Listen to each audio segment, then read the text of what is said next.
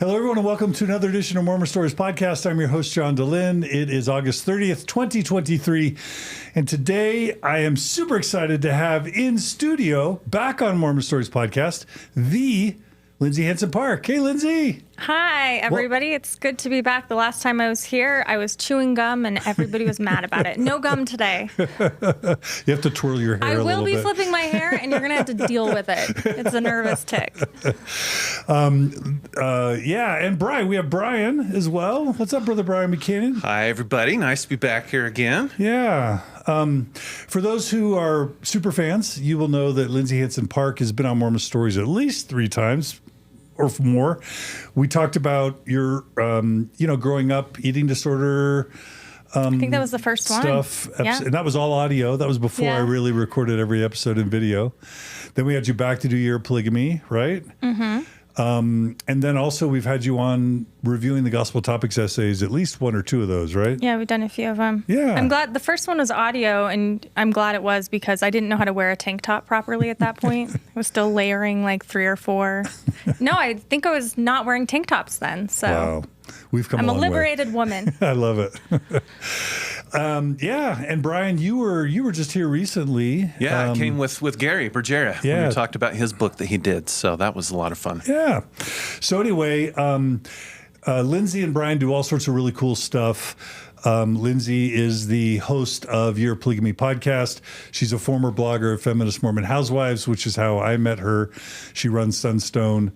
And she and Bryan together host the Sunstone History podcast, which people love. And then Bryan, of course, helps run Benchmark Books, which is a super cool and important and historic Mormon-themed bookstore here in Salt Lake City. Now, Lindsay, what did I miss from you that you would also want to add? About myself? Yeah. Well, I consult on film projects now. That's my new gig. Under the Banner of Heaven. Under the Banner of Heaven. Yeah. That was my work. I got to help with that. That was amazing. Working on a new show called American Primeval, but the writer's strike, of course, is lingering, so everything shut down. And a few true crime documentaries. It's funny because everybody wants all these Mormon shows, and I have to tell people there are so many things happening behind the scenes. There's a lot of Mormon shows that are going to be coming out in the next few years. So that's really exciting. Lindsay's bringing Mormonism to Hollywood, single-handedly. Not single-handedly. No, there's so many great people I get to work with, and people already doing this work. It's really fun. The thing that I'm really excited about, and probably the most challenging project I'm working on right now, is the biography of Juanita Brooks, being published with the University of Utah Press. It is almost done. The draft is written. I'm just polishing it, and so it feels like it'll never be done, but it's almost done. And for those who don't know who Juanita Brooks is, because half of our audience has never been Mormon, do you want to give people a quick, few sentence? Sure. She's the greatest little American historian of the American West. She was a Mormon housewife in the 1940s whose grandfather was a participant in the massacre, and she decided to tell the truth about the massacre and write the history. She collected over 450 pioneer journals and put them in libraries all over the country. And she wrote biographies on many of the early important settlers, including John D. Lee. And that's the Mountain Meadows Massacre. And for those who will be covering Barbara Brown and Rick Turley's new book soon on Mormon Stories Podcast, which is a part 2 of a really important work. But the Mountain Meadows Massacre, for those who don't know. Yeah, she was one of the first historians to cover it. It's a massacre of 120-ish immigrants, innocent immigrants coming to California through Utah, and were brutally murdered by Mormon militias pretending to be Indians. And so that's kind of the gist of it, but it's a lot more complicated than that. Men, women, and children. Men, women, and children. 17 children survived. They left people alive under the age of 8. They thought, well, we're going to talk about it a little bit today, too. Yeah. Well, that's exciting. So we're looking forward to that book coming out. And Sunstone, I hear this past Sunstone was one of the most successful ever. Yeah, this Sunstone was great. COVID kind of messed up conferences in general, and so it was kind of weird getting back in the swing of things. But this last symposium was incredible. We had such incredible speakers, of course, but the mood and the tone, it's almost like people are learning how to have fun together. It's really important for me to have conversations with people that I disagree with, and Sunstone is that. So that means we have conversations with people all over the spectrum. People will say Sunstone's too faithful or Sunstone's too anti-Mormon. It's all of those things. We bring in Mormons from all over the spectrum. Our tagline is, there's more than one way to Mormon, and that includes Latter-day Saints. And so, yeah, I'm really proud of the work we're doing there, and I'm really proud of the history podcast that Bryan and I do, and hopefully people will see that shine through as we talk about the history today. Perfect. All right, Bryan, what did I miss about you? So I, like Lindsay, we both wish we had more time for projects because we got a bunch of things going. So the two things I'm doing that I'm really excited about is I'm editing the journals of Michael Quinn. Oh. Which is a fun project. And then with our friend Christina Rossetti. Wait, is that separate from the autobiography that's coming out about him? Yes. Okay. So what he did is he kept journals from 1972 to 1980. So kind of the heart of his career as a historian and the everything. Arrington Camelot years. Yeah. But then along the way, he did an autobiography in which he drew heavily upon those journals. And so Signature will be publishing that memoir soon. And then I'm editing the journals, which will have just a ton of information about the Arrington years and what was going on then. So that's very fun. And then with our friend Christina Rossetti, I'm also helping to edit the journals of Joseph Musser, who is an important early fundamentalist leader that we'll talk about today. So brilliant. Super exciting. Well, y'all are doing good stuff. Really good stuff. All right. So should we go to the main event? The main event. All right. So we talked about what should be kind of the title of today's episode. We came up with several things like, isn't one wife enough? Was that one Bryan's title? Bryan's good at the titles. Another was everything you should have learned about Mormon polygamy in seminary but didn't. But why don't you guys sort of frame what today's episode is going to be about and kind of why you felt like passionately about this topic in particular? Well, as some people know, I did a podcast called Year of Polygamy, which was a terrible name. I know. Someone joked. I think RFM calls it a decade of polygamy. It really it never ends. It's that young women's Relief Society president impulse in me to like make everything a theme. You know, we're like, this year's theme is going to be the gospel. And I did that with polygamy for some reason, and it just keeps going. The history of Mormon polygamy is, I think, the history of Mormonism. People don't like it when I say that, but to me, I see, it's like the Sixth Sense. I see polygamy everywhere. You really do. You can't escape it with this doctrine and culture. There is. Can I say, I remember when you told me that in one of our UK trips, and I'm like, that's so reductive. But you know what? I have seen it more and more over the years since you said that. It's hard to not see it once you kind of know what to look for. Yeah. And so this history is really, really important to me, not only because it's changed my life professionally, but it's, my heritage, it's my ancestors. A lot of my friends are now, coming from leaving fundamentalist groups. I have current friends who are polygamists because the podcast led me to that. And so it's a history that is misunderstood. It's really important to me.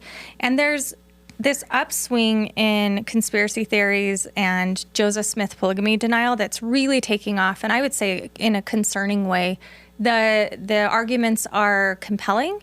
They are really good at weaving together certain facts to frame a narrative that protects the reputation of Joseph Smith, so that, we can deny that Joseph Smith practiced polygamy, put it all on Brigham Young. And believe you me, I want to blame everything on Brigham Young. But I think that is a dangerous approach to our heritage. And if we continue to allow that sort of thinking to get oxygen, it's going to have real world consequences to our communities that we care about. And so it's really important to me to get this history out there. So thank you for allowing us to do that. Yeah. And maybe it'll give people a taste of your podcast, both Year of Polygamy and Sunstone History Podcast, and they'll want to dive in more because you guys will go into much more depth there than we'll be able to go into today. This is kind of just an overview, right? Yeah. So our podcast starts with church history at the very beginning. We start with the creation. Actually, it really bothers people because we're talking Mormon theology. They're like, that's not history. We're like, I know, but we have a lot of non-Mormons that listen to it too. We cover all of it. And right now we just finished up winter quarters, which everyone thinks is the most boring part of Mormon history, but it's not. People are getting hit in the face with shovels. The Mormons were having brothels. Who was the woman that was married, who was hanging out between Missouri and Illinois, that Joseph ended up taking on as a plural wife, but he interacted with her in Missouri? That's her. Who is it? Lucinda Pendleton. That's what I was talking about. Masonry But obviously, connection. Joseph died Right. before winter quarters. No, we're going to talk about winter quarters here to hopefully get people excited. I thought that part of history was boring, but it's not. Yeah. Okay. Well, I need to spend more time on your Polygamy and Sunstone History podcast, clearly. That's right, you do. Don't we all? Don't we all? All right. Anything else about kind of why we're doing it today, or should we just dive in? One more thing that I did want to mention, you mentioned I work at Benchmark Books, and that's one of the things we do on our podcast is we try to highlight the work of historians. So we'll talk about some specific books that have been written that are very helpful for this history, and a great place to get those is a Benchmark. So Can I say something about Benchmark Yeah. really quick? Buy your books from Benchmark. Don't go to Amazon. Amazon is great. They delivered something to me in 3 hours yesterday. What a world. But Benchmark is an institution. It's in Salt Lake City. They will ship everywhere. Bryan, you can call on the phone, meet Bryan. He will tell you anything you want about a book. Support Benchmark. If you're going to buy Mormon books, get it from Benchmark. It supports all of our Mormon publishers and authors. So I'm a huge Benchmark fan. Amen. Thanks. Yeah. Amen. Yep. All right. Well, so we have an amazing outline today of 17 major periods in the history of Mormon polygamy. We're probably going to break this up into at least two episodes, if not more. But, we don't want to drop 4 or 5 hour episodes. Some people don't like that. So we'll see how far we get for part one. We get the Celestial Kingdom, right? 3? that's the minimum number of episodes needed for the Celestial Kingdom. Everything in threes. Yeah. Okay. So maybe we'll cover up until around the manifesto, and then we'll see if there'll probably be a part 2 and maybe a part 3. But let's dive in. Okay. So what is this outline? Kind of describe people the framework for today's discussion.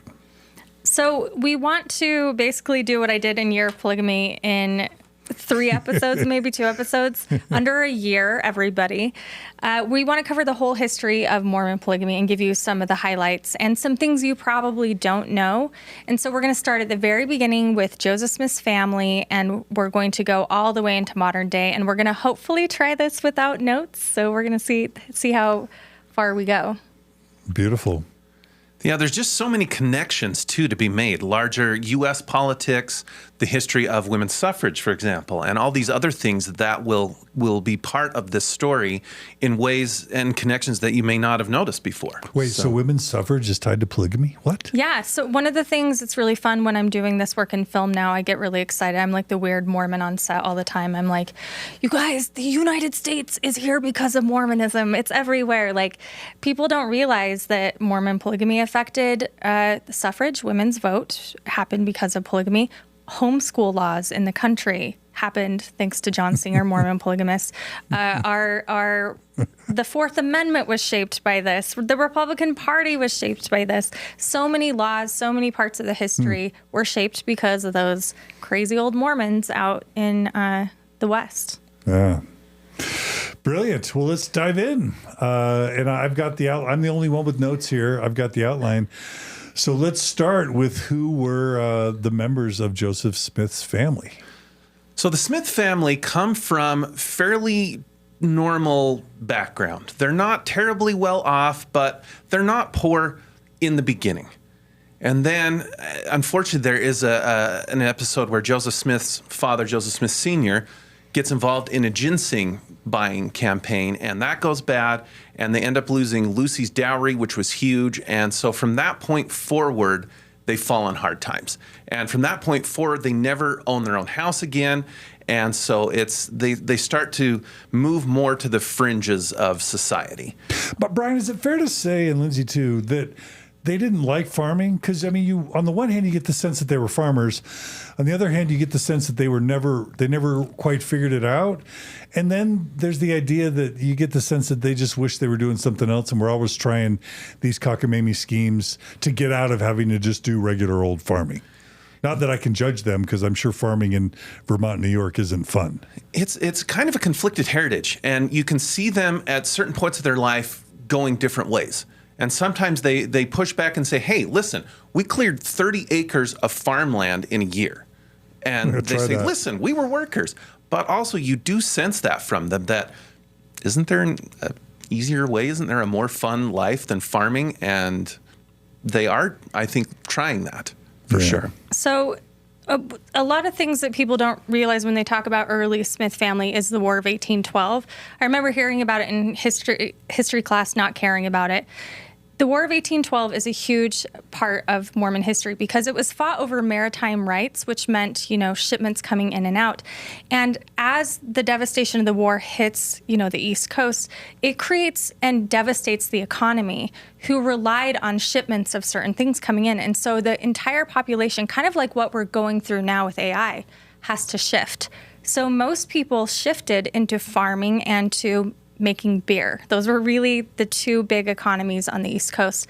And so you see the Smith family getting into both of those. So at first they start farming on their Tunbridge farm. And I always like to say, this is the nerdy stuff that I care about. They farmed apples to make ale. And their favorite apples, I think, are foreshadowing, called the Blushing Maiden apple. And that's what they farmed. And Lucy grew up in a tavern. She grew up knowing how to make beer. She actually had a family beer recipe. And when they quit their farm, they opened this little shop kind of on this turnpike in town that allowed them to sell multiple things. And Lucy sold beer and cakes. That's what she did to survive after farming.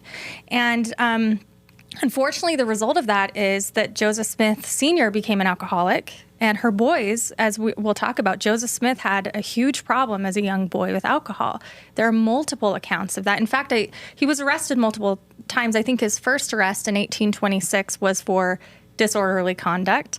And you see every time he's arrested in these early years, it involves disorderly conduct. It might involve fraud like it did in 1830.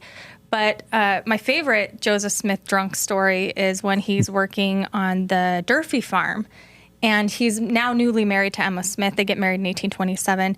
And Joseph Smith is supposed to be working and earning money, and instead he steals whiskey from the Durfee cabinet. They have recorded it in their book several times he was doing this.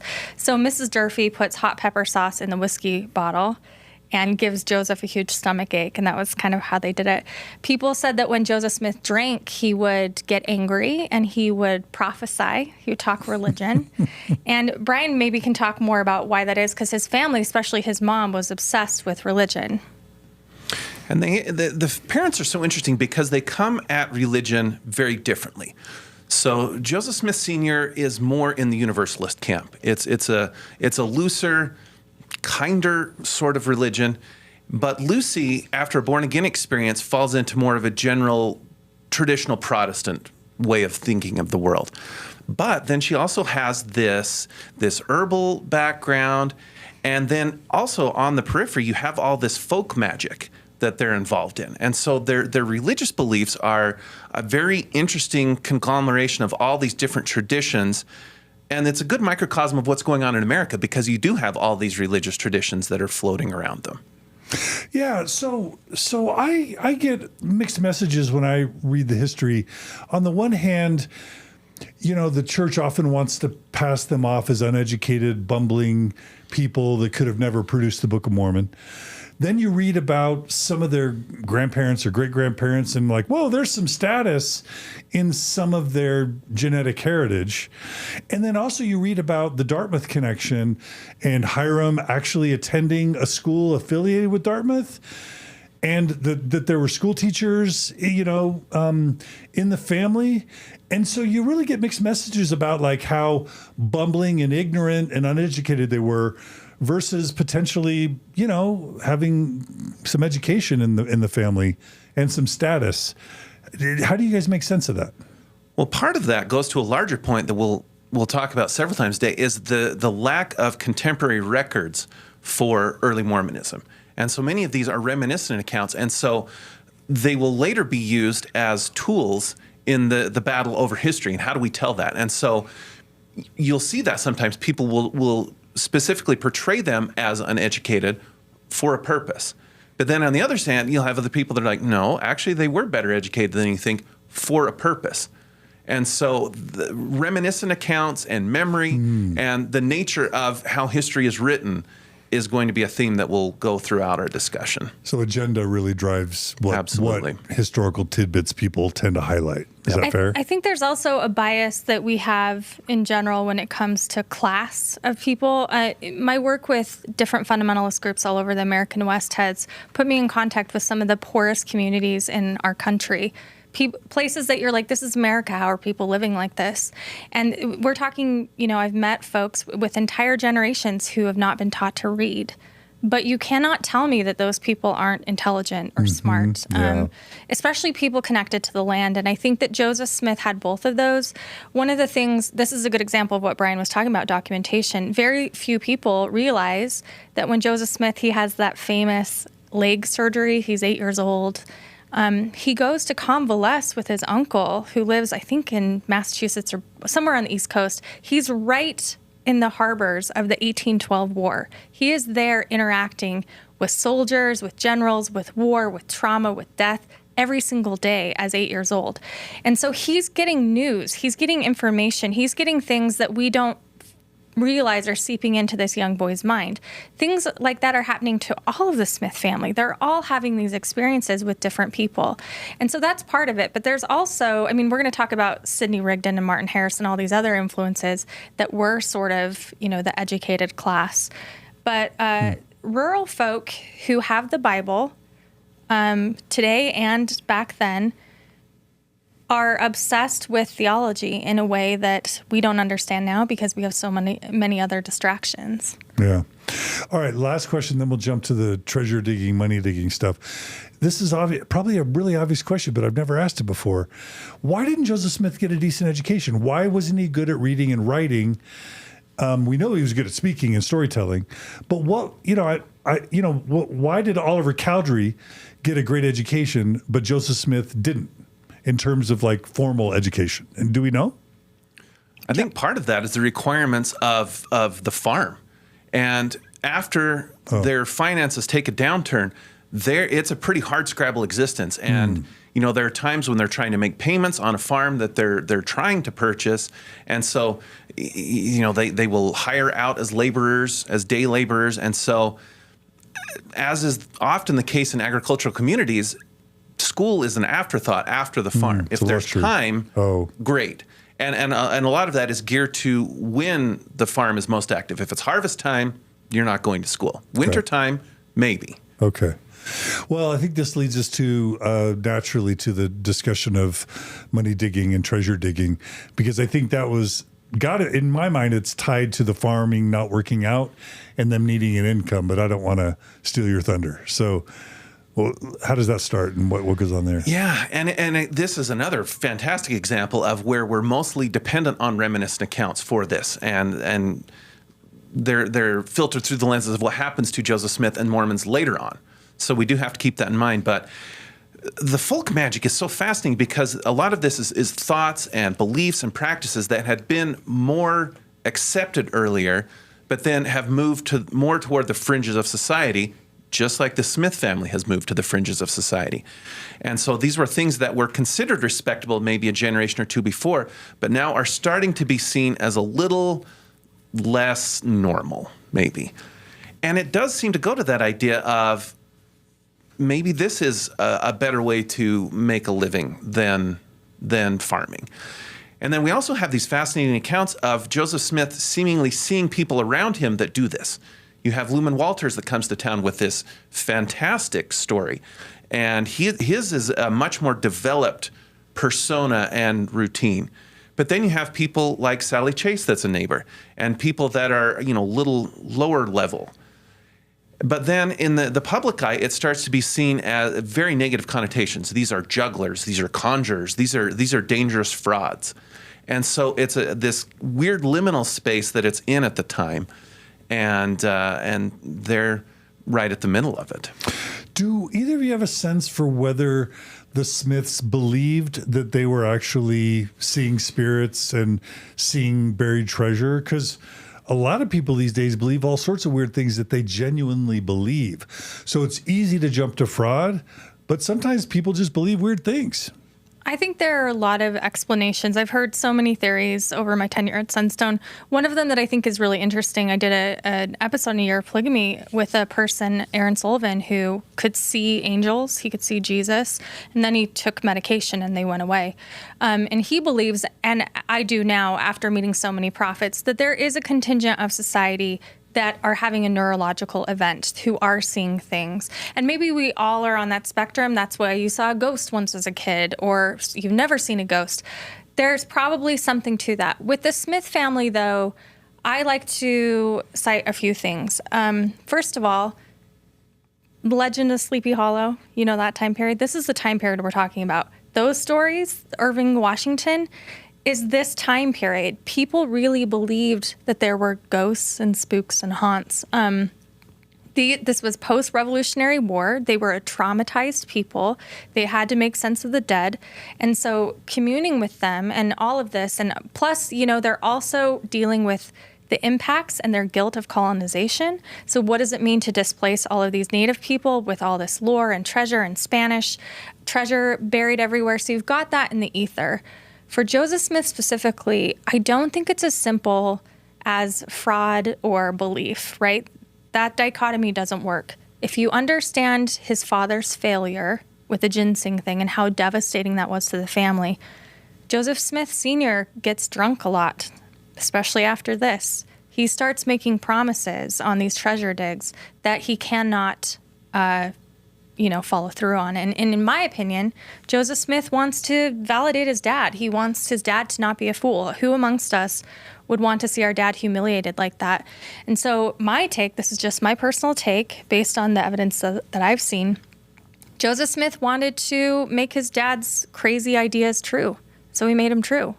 If they did a treasure dig, they would find stuff that they said would be there because they were done being the laughingstock of the family, of the community. And I can understand that. I've met people who have not been given the same resources and education as other people and feel like they're just as worthy and are not given an opportunity to be so. And I think that motivated him, that he saw other people around him succeeding and he knew that he was smart, and he probably resented the way that they treated him. And I think that you can see that attitude turn into entitlement throughout his lifetime and lead to some really terrible things. Yeah, I know super smart people that, for example, use a medium to talk to the dead, and they're super smart, credible people. So, I'm a mystic. I light candles to my ancestors every night. I read tarot. I've become the ex-Mormon, trope. But there's something about it. But I also do think that, there are some critical points in Joseph Smith's time where he makes decisions of, am I going to lie or am I going to tell the truth? And he lies, I think. Yeah, Bryan, I'm curious what you make of the Isaac Hale affidavit that where it's claimed that Joseph Smith expressed regret and that he never saw anything in the stones. Some people like to dismiss that. To me, it seems kind of credible that maybe Joseph admitted to his father-in-law that it was a shenanigan, It's so hard to figure out what exactly his motives and his what's going on there. I do think one element to it that doesn't get talked about enough is just the element of fun and adventure. And another element is this is the land of Captain Kidd and pirate stories. And so, at this point, Joseph is still young. And as a kid, I loved digging. I loved, and he's still a kid for the most part. But I do think what's so fascinating about it is how the rituals around it develop and become more canonized, if you will. So, you have these stories of they'll put stakes in a circle and there's blood involved. Sometimes it's animal sacrifice. But what I think is so fascinating is you look at specific treasure digs, and there was always something that went wrong and it didn't work out. Yeah. Someone did something wrong. They didn't do the ritual quite right. Just something was always just a little bit off. That they hit the chest, but then it disappeared. And all these stories, and they're just so close, just right there. My favorite one is what Chris Smith talks about, how the family was really poor and starving, the Smith family.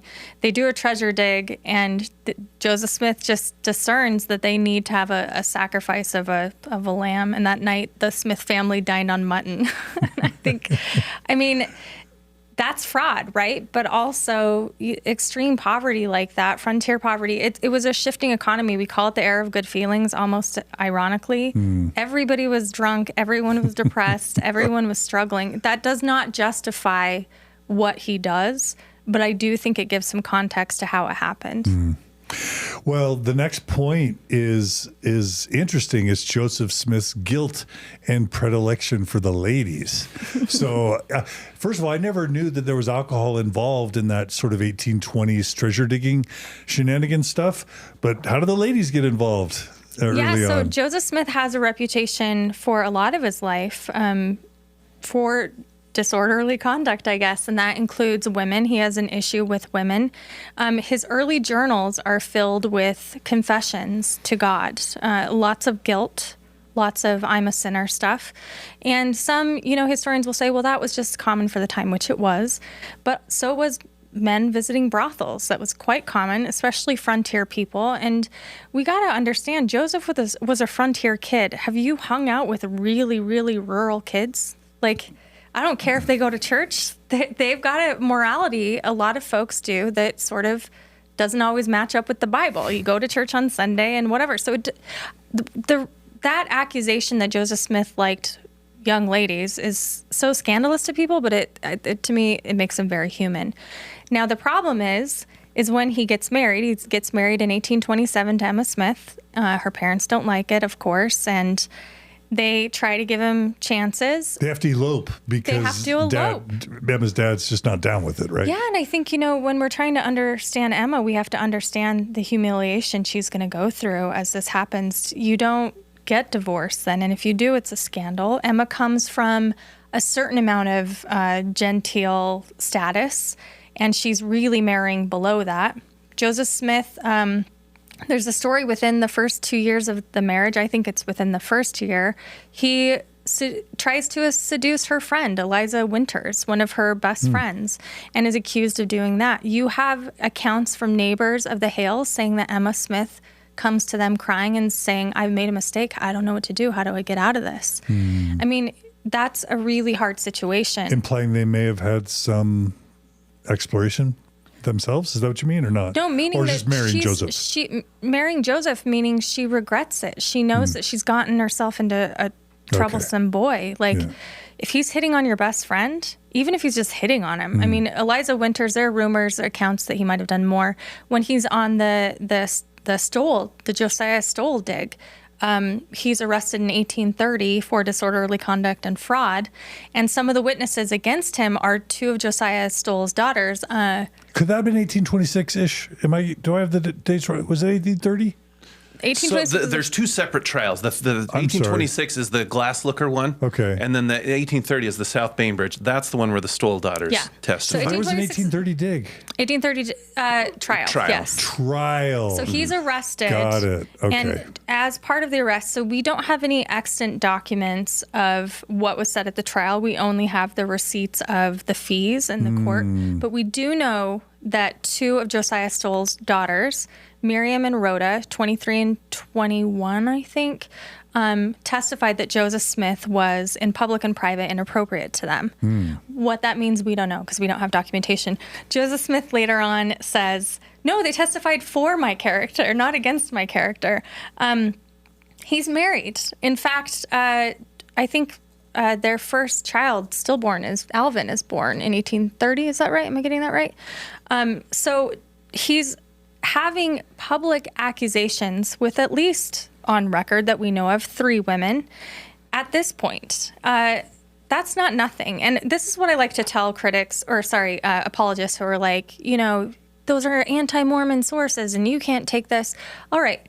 When someone is accused of as many things as Joseph Smith, how many do we give him? Do we give him 5 and we say those are all made up? Because then we've got 45 to go on, I think it makes sense that these are true, especially as we get into the Kirtland era where Joseph Smith is even admitting himself to extramarital, intermarital, polygamous marital interactions with other women. I don't know how we're going to call them.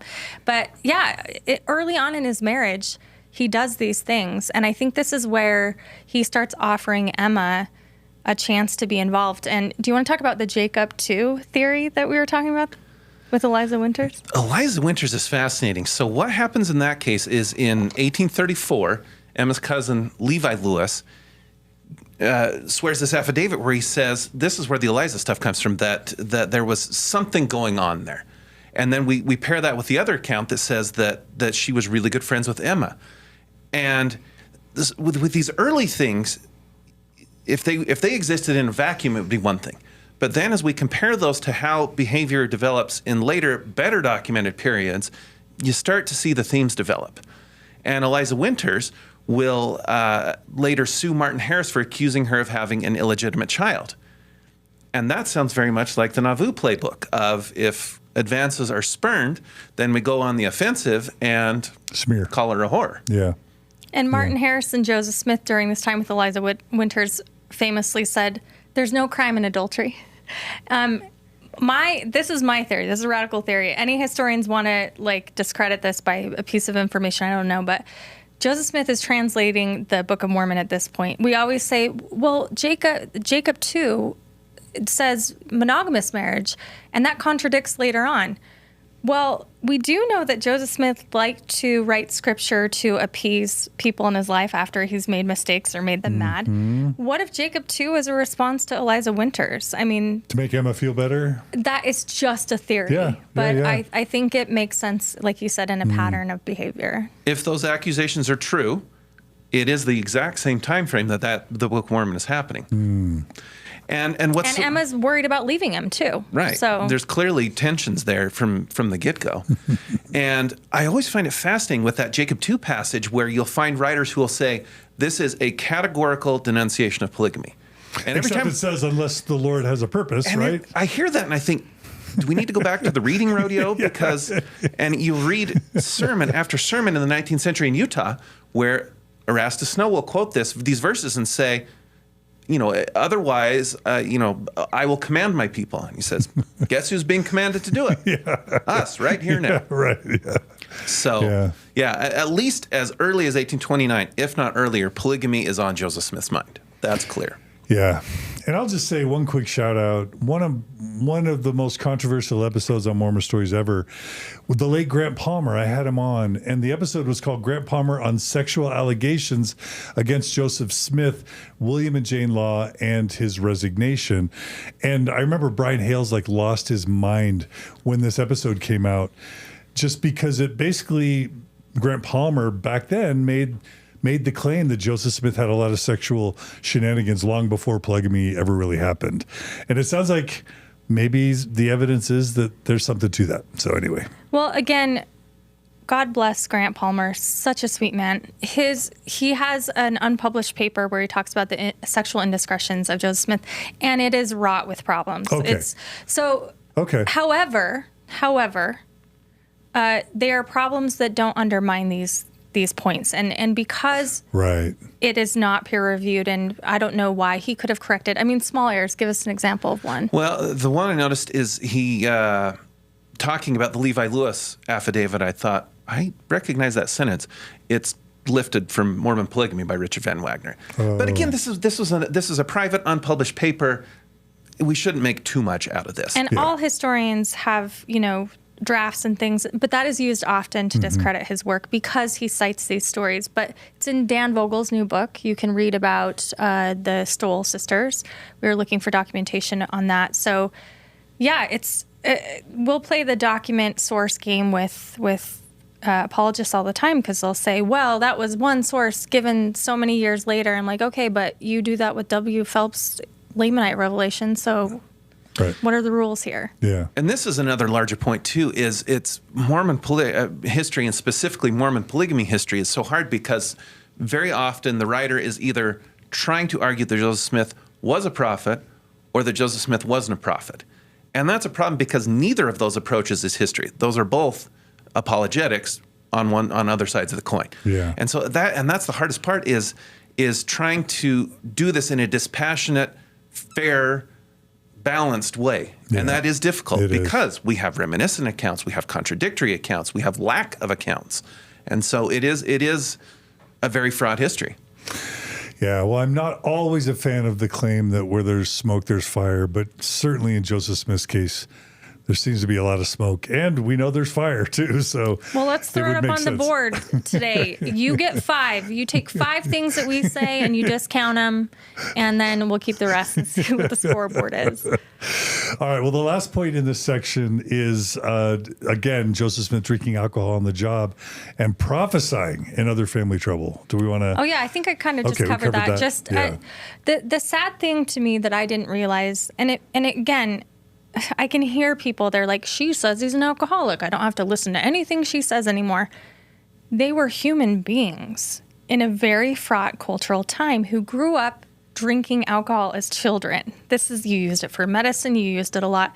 Of course, Joseph Smith Sr. was an alcoholic. He couldn't keep it together. Was beer safer than water? Was it that kind of thing or not? I think it wasn't just that. It was what your family did. I mean, it was around. It's stored easier. So Yeah. I guess, it was safer than water. But with Joseph Smith Sr., I was surprised to learn how bad his alcoholism was. I mean, we're talking even into later periods of the church. He would go missing for days at a time, and the Smith family wouldn't know where he was, and then he would show up at his member's house. And you see this in the Revelations. Joseph Smith is really trying to give dignity to his father. And when I'm trying to be charitable to the man, the human of Joseph Smith, the wounded child of Joseph Smith, it's a man trying to cover up for his alcoholic father a lot. And I think that Joseph Smith early on was going down that road. I think the appearance of Martin Harris, having someone of stature believe in him, probably turned the corner for him. Unfortunately, not in the best direction.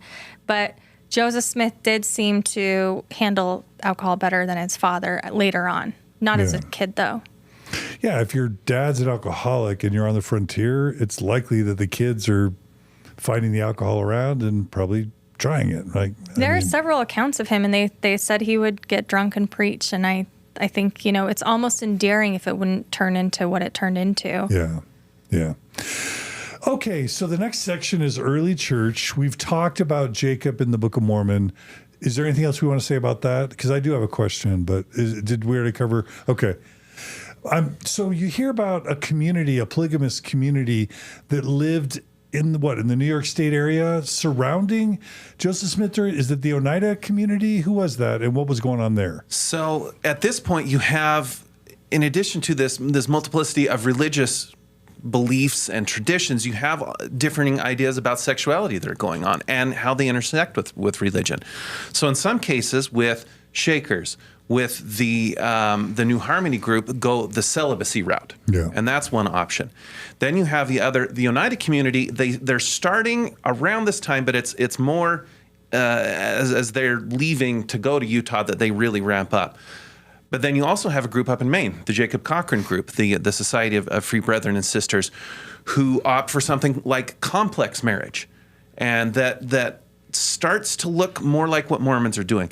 And so there certainly is this cultural milieu of these things floating around them that undoubtedly they're hearing about and thinking about and talking about.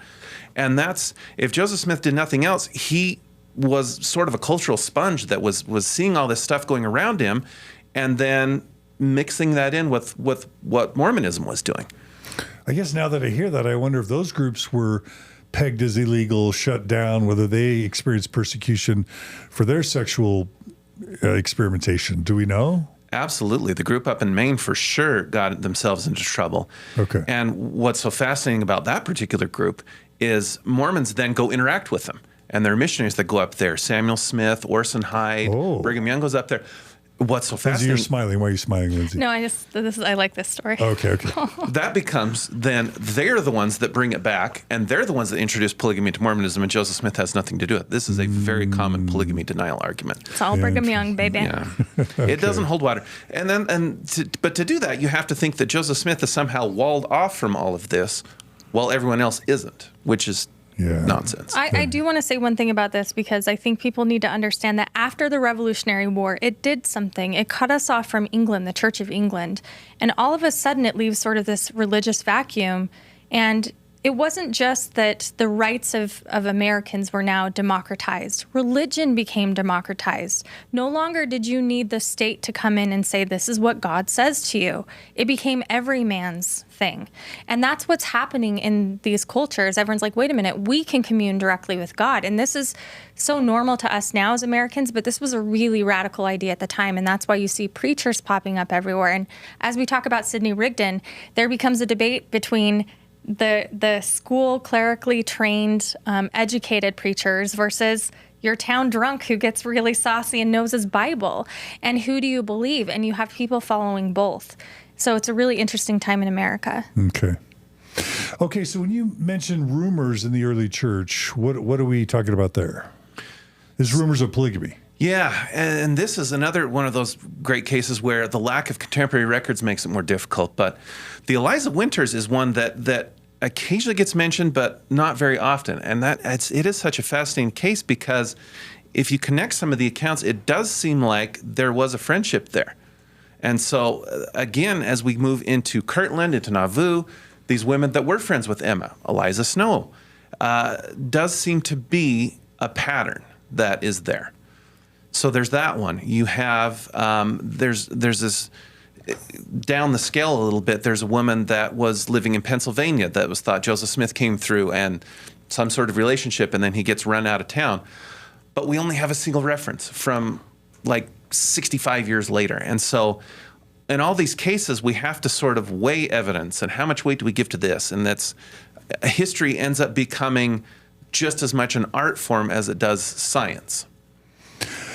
So there, in the original Book of Commandments, I want to think it's section 111, but there's a denunciation of polygamy, and it says, doesn't it say in response to rumors and allegations? Like, that's evidence that there are rumors and allegations. Did I get the section right? So the church is founded April 30th, 1830. Yeah. 2 years later, we have the tar and feather incident, which we're going to talk about, which it's a little dubious, the claims, but we do know that the claims were real enough to make people think that Joseph Smith had an issue with women. We also have, as we get into, I guess, the Kirtland period with Fanny Alger, we've been corrected by a descendant, it's Alger. Okay. There's also a Miss Hill that gets conflated, and some historians believe that those are the same women. They're Fanny Alger. Some people believe they're different. But we do know that by this point, just 2 years after the church's founding, Joseph Smith already has such a reputation for being seducing ladies that it plays into this tar and feather incident in 1832. Did I get the Book of Commandments section right? So there's the section on marriage in the 1835 Doctrine and Covenants, and that's a fascinating one because Joseph Smith is apparently out of town when that's done. Is that by design so that he doesn't have to be on the ground when that happens? And Sidney Rigdon's involved by that point, and he had a different marriage ethic, we'll say. Yeah. Okay. All right. Okay. So let's talk, if it's all right, let's talk about the 1831 Lamanite revelation, because that's significant in my mind. Okay, yeah. So this is allegedly the first time that Joseph Smith develops a somewhat formal doctrine around plural marriage. And the idea is, in 1831, Joseph Smith sends 7 missionaries out to convert the Lamanites, the indigenous tribal bands around them, to the gospel. This is not a new idea. This is just the idea of the Book of Mormon. And W.W. Phelps, good old William Wines Phelps, later on records that Joseph Smith claims that he had a revelation that the men were to go and marry Lamanites and Nephites as a sort of way to assimilate them and fulfill the promises of the Book of Mormon. Now, this account is 35 years later? It's 30 years later 30 in years Utah. later. So this is the joke I was making earlier. It's funny because a lot of faithful apologists will use this date to say, no, all of the Fanny Alger, all of it is a marriage. It's not an affair because of this 1831 revelation. But you give anyone else outside the church an account that's given 30 years later and they don't count it. This one, for some reason, we count. We don't have an extant document of it. We just have William Wines Phelps recording it years later. Okay, so what do you think? Because that idea of missionaries sort of being sent to the frontier and telling them, hey, if you pick up a little Native American concubine on the side, no harm, no foul. That's kind of problematic. Right? I mean, there are a lot of problematic things that Mormons end up doing with the indigenous cultures around them. So do I believe that it happened? Probably only because it becomes folk culture. There's stuff formalized later in the canon, but we have, as we'll talk about in the Utah period, many instances and debates between the elders talking about, is it okay to marry Lamanite women? And of course, it doesn't go the other way around, right? They don't want brown men marrying white women. They only want white men marrying, brown women, not black women, because that's a different cultural discussion. But it does reflect the sort of racism and manifest destiny culture of the time, which was that you could sort of take whatever you wanted, including, indigenous women, and it would be a gift to them. It would be a service to them. And of course, they don't have any say. But as far as we know, in 1831, nobody did take a Lamanite wife. Okay, so there's no evidence of anyone actually doing Correct. it. Yeah. Just okay. Just a couple of years later, after the Missouri period, and as they start doing missions to the Cherokee, there are a few handfuls of missionaries that will marry, but usually it's biracial women who have maybe an indigenous father and indigenous mother and a white father, or something like that. Okay. Anything you want to add to that, Bryan?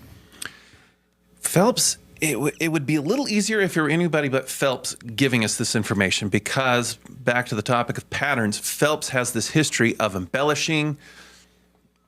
He liked to be the center of attention, and so he was a drama man, and A drama man? He used to slither around on his stomach in the temple. Best serpent they ever had. So, yeah, he's a problematic person because of that. So I'm with Lindsay. I think it did happen exactly the way, the fact that he can remember the exact Revelation text 30 years later, I'm going to doubt that part. Okay. So just like Joseph Smith, when he talked about the gold plates, at first it was a treasure spirit, a ghost, and then a treasure spirit, and then, an angel.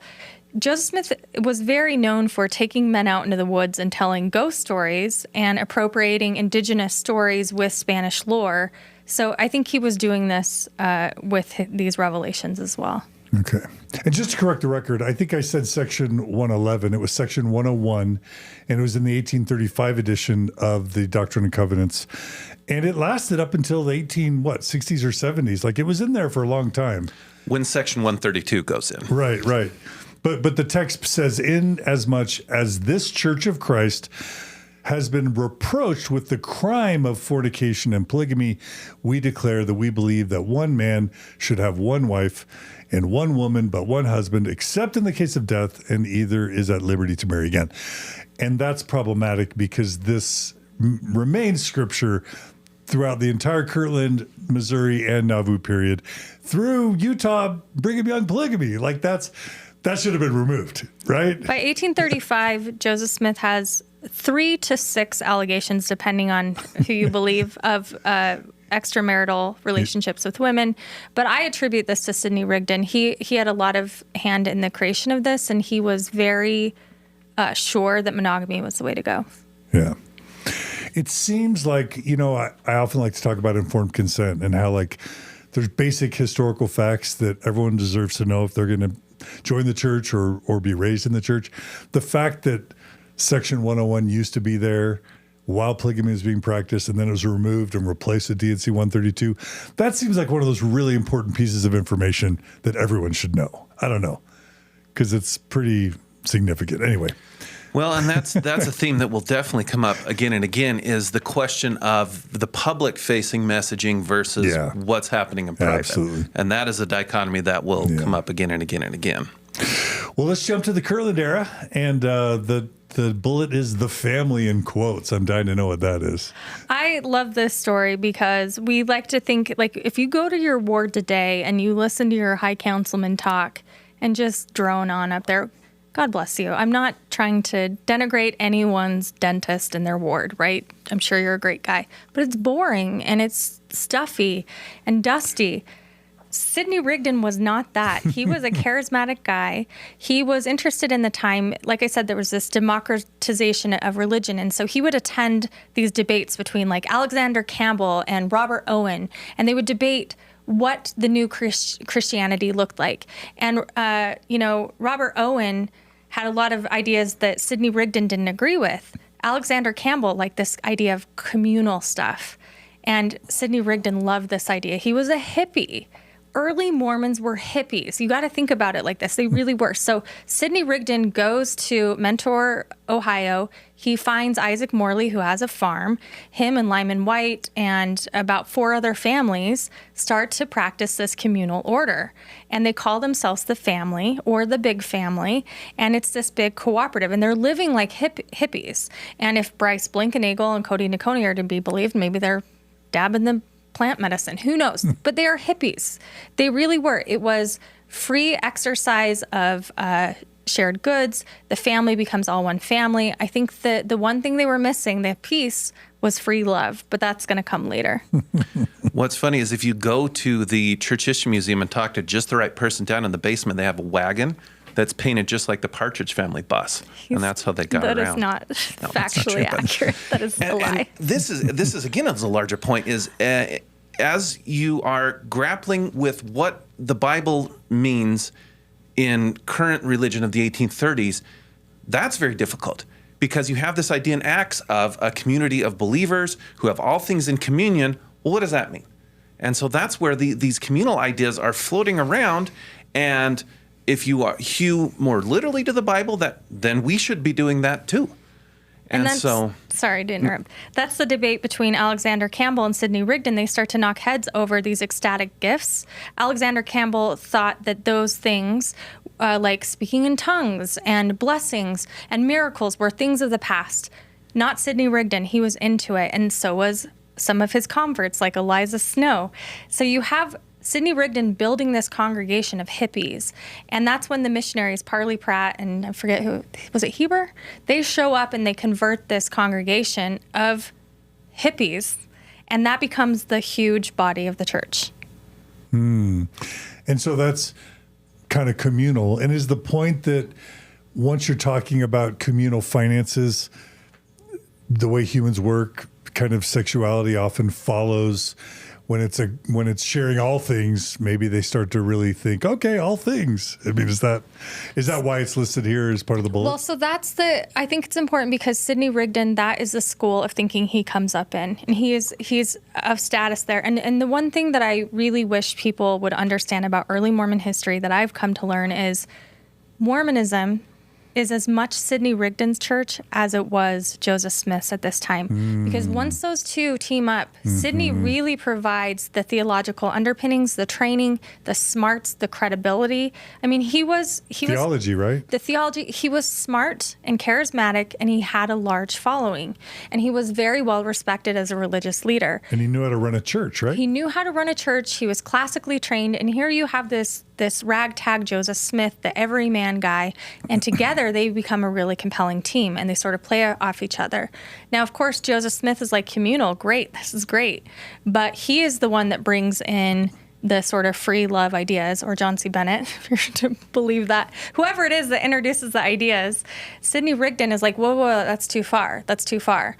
And that becomes a huge problem in Nauvoo later on. Yeah. Yeah. And that's another element of grappling with what does the Bible do, because in the New Testament you have the communal ideas, you don't really have the polygamy ideas. That's Old Testament. Yeah. And so grappling with how to deal with these different portions of the Bible, which is of course not a coherent whole. I believe Mr. Dan McClellan can speak to that. Yeah. Then they have to decide, how do we deal with these differing ideas from different time periods that sometimes are contradictory. And so one person is like, well, I think this part needs to be emphasized. The other person's like, what about this part? Yeah. And so we get conflicts that arise as to what to emphasize more. Yeah. Yeah, that surprised me when Dan McClellan basically said during the time period of the Old Testament, everyone was practicing polygamy. I was like, whoa. Like, I didn't realize it was as prevalent as Dan suggests that it is. Oh, your Mormon leaders in the Utah period would be happy to tell you about that. Yeah. Yeah, but it wasn't necessarily a religious thing. It was more just a cultural thing. Muslims are doing it. Like, I'm sure civilizations apart from Christians or Jews and Muslims were also doing it. So I think it would be accurate to say that different cultures had different marriage structures. That's how I would phrase it. Sure. Yeah. Okay. All right. Well, in Kirtland, the Fanny Alger situation is really significant because some want to say it was an affair and some want to say it was Joseph's first polygamous wife. So which was it, Lindsay? So in 1831, her family converts to Mormonism, or 1830, there's debate on when they converted. Some of the earliest converts, they follow them to Kirtland, and Fanny Alger is now working in the home of Joseph Smith. And there's debate on if they're caught in the barn or not. That's supposedly a later reminiscence. But the story goes that Joseph develops a relationship with this woman, this girl, and some claim that she's under 18 at the time. A lot of people want to place her at 17, 18, 19, anywhere from 16 to 19, depending on what birth date you give. I think Don Bradley found a headstone for her that places her at about 17. The other part of the debate is, when does this relationship even happen? Because when does it begin? We don't even know that part for sure. Don's research is so Don Bradley is the leading biographer on Fanny Alger, and he's developing new research, including the idea that she might have been pregnant from Joseph Smith. So that's kind of controversial. So I'll talk about that. But again, it's really sketchy what we know. What we do know is a sexual relationship happened. Joseph Smith never denies that. As Richard Bushman points out, he never denies it, but he wants to make it very clear that it was not an affair. It's as long as people say it's not an affair. Joseph Smith wasn't having an affair, but he did have a sexual relationship. They'd be okay. Oliver Cowdery, of course, later says it was a dirty, nasty, filthy scrape. He's excommunicated for saying it, and Joseph is like, say it's not an affair. And so he recants that it wasn't an affair. We do know that in November of 36, Fanny Alger and her family suddenly leave Kirtland, and within a few days, she marries a man she meets, Solomon Custer, and according to Don Bradley, he believes she has a baby shortly after who dies. And so the theory is that she was probably pregnant and kicked out of the community, the house, who knows. There's a story that Emma found Joseph Smith and Fanny in the barn rolling in the hay. The term that I always love is celestializing with the maiden, which is a later term. But yeah, he had an affair. I think it's an affair. I think too, a lot of apologists say that there was some sealings done. There are some reminiscences of people that claim that Joseph claimed that there was a ceremony of some sort. Is that Levi Hancock? Or is that Mosiah Hancock? Mosiah Hancock. Okay. So it depends on what you believe. I think the pattern of Joseph Smith with ladies would suggest that, regardless, I mean, Emma didn't know about it and wasn't happy about it, so that would at least break his own doctrine later on. I mean, this probably doesn't mean much, but if you go to like Ancestry.com or Family.com, whatever it is, and look up Joseph Smith's wives, Fanny's listed as the first plural wife. I think maybe the LDS Church's position, if it has one, would be that Fanny was the first plural wife. Is that fair to say or not? Or I think that's the general idea now, and it was understood later on. She gets posthumously sealed to Joseph later on.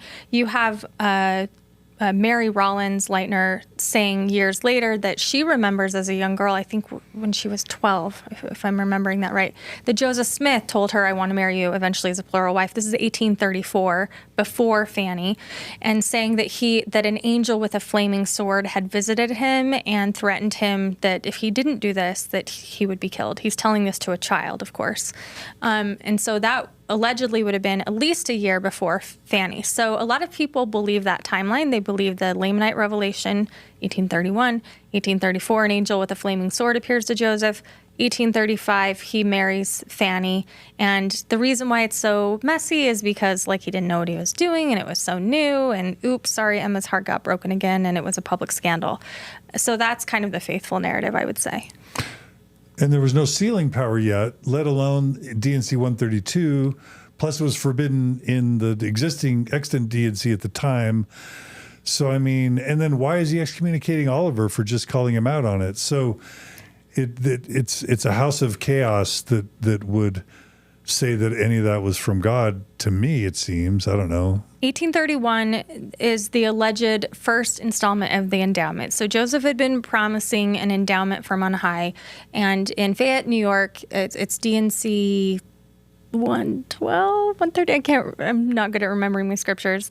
Clearly, I'm wearing a tank top. He bestows a Melchizedek priesthood. And so some people would argue that since 1831, the early endowment has been around. But you're right, the celestial sealing wouldn't happen until 1843. So many, many years later. Couple source thoughts on the Fanny stories. The Mosiah Hancock one that you mentioned. So that's this later account. She's part of the Hancock family, so you can say, well, maybe he knew some. He's tiny. He's not in any position to be a firsthand. So he's at best hearing things from others. And the problem with his account too is he is describing this much more formalized, structured thing that sounds way more like Nauvoo.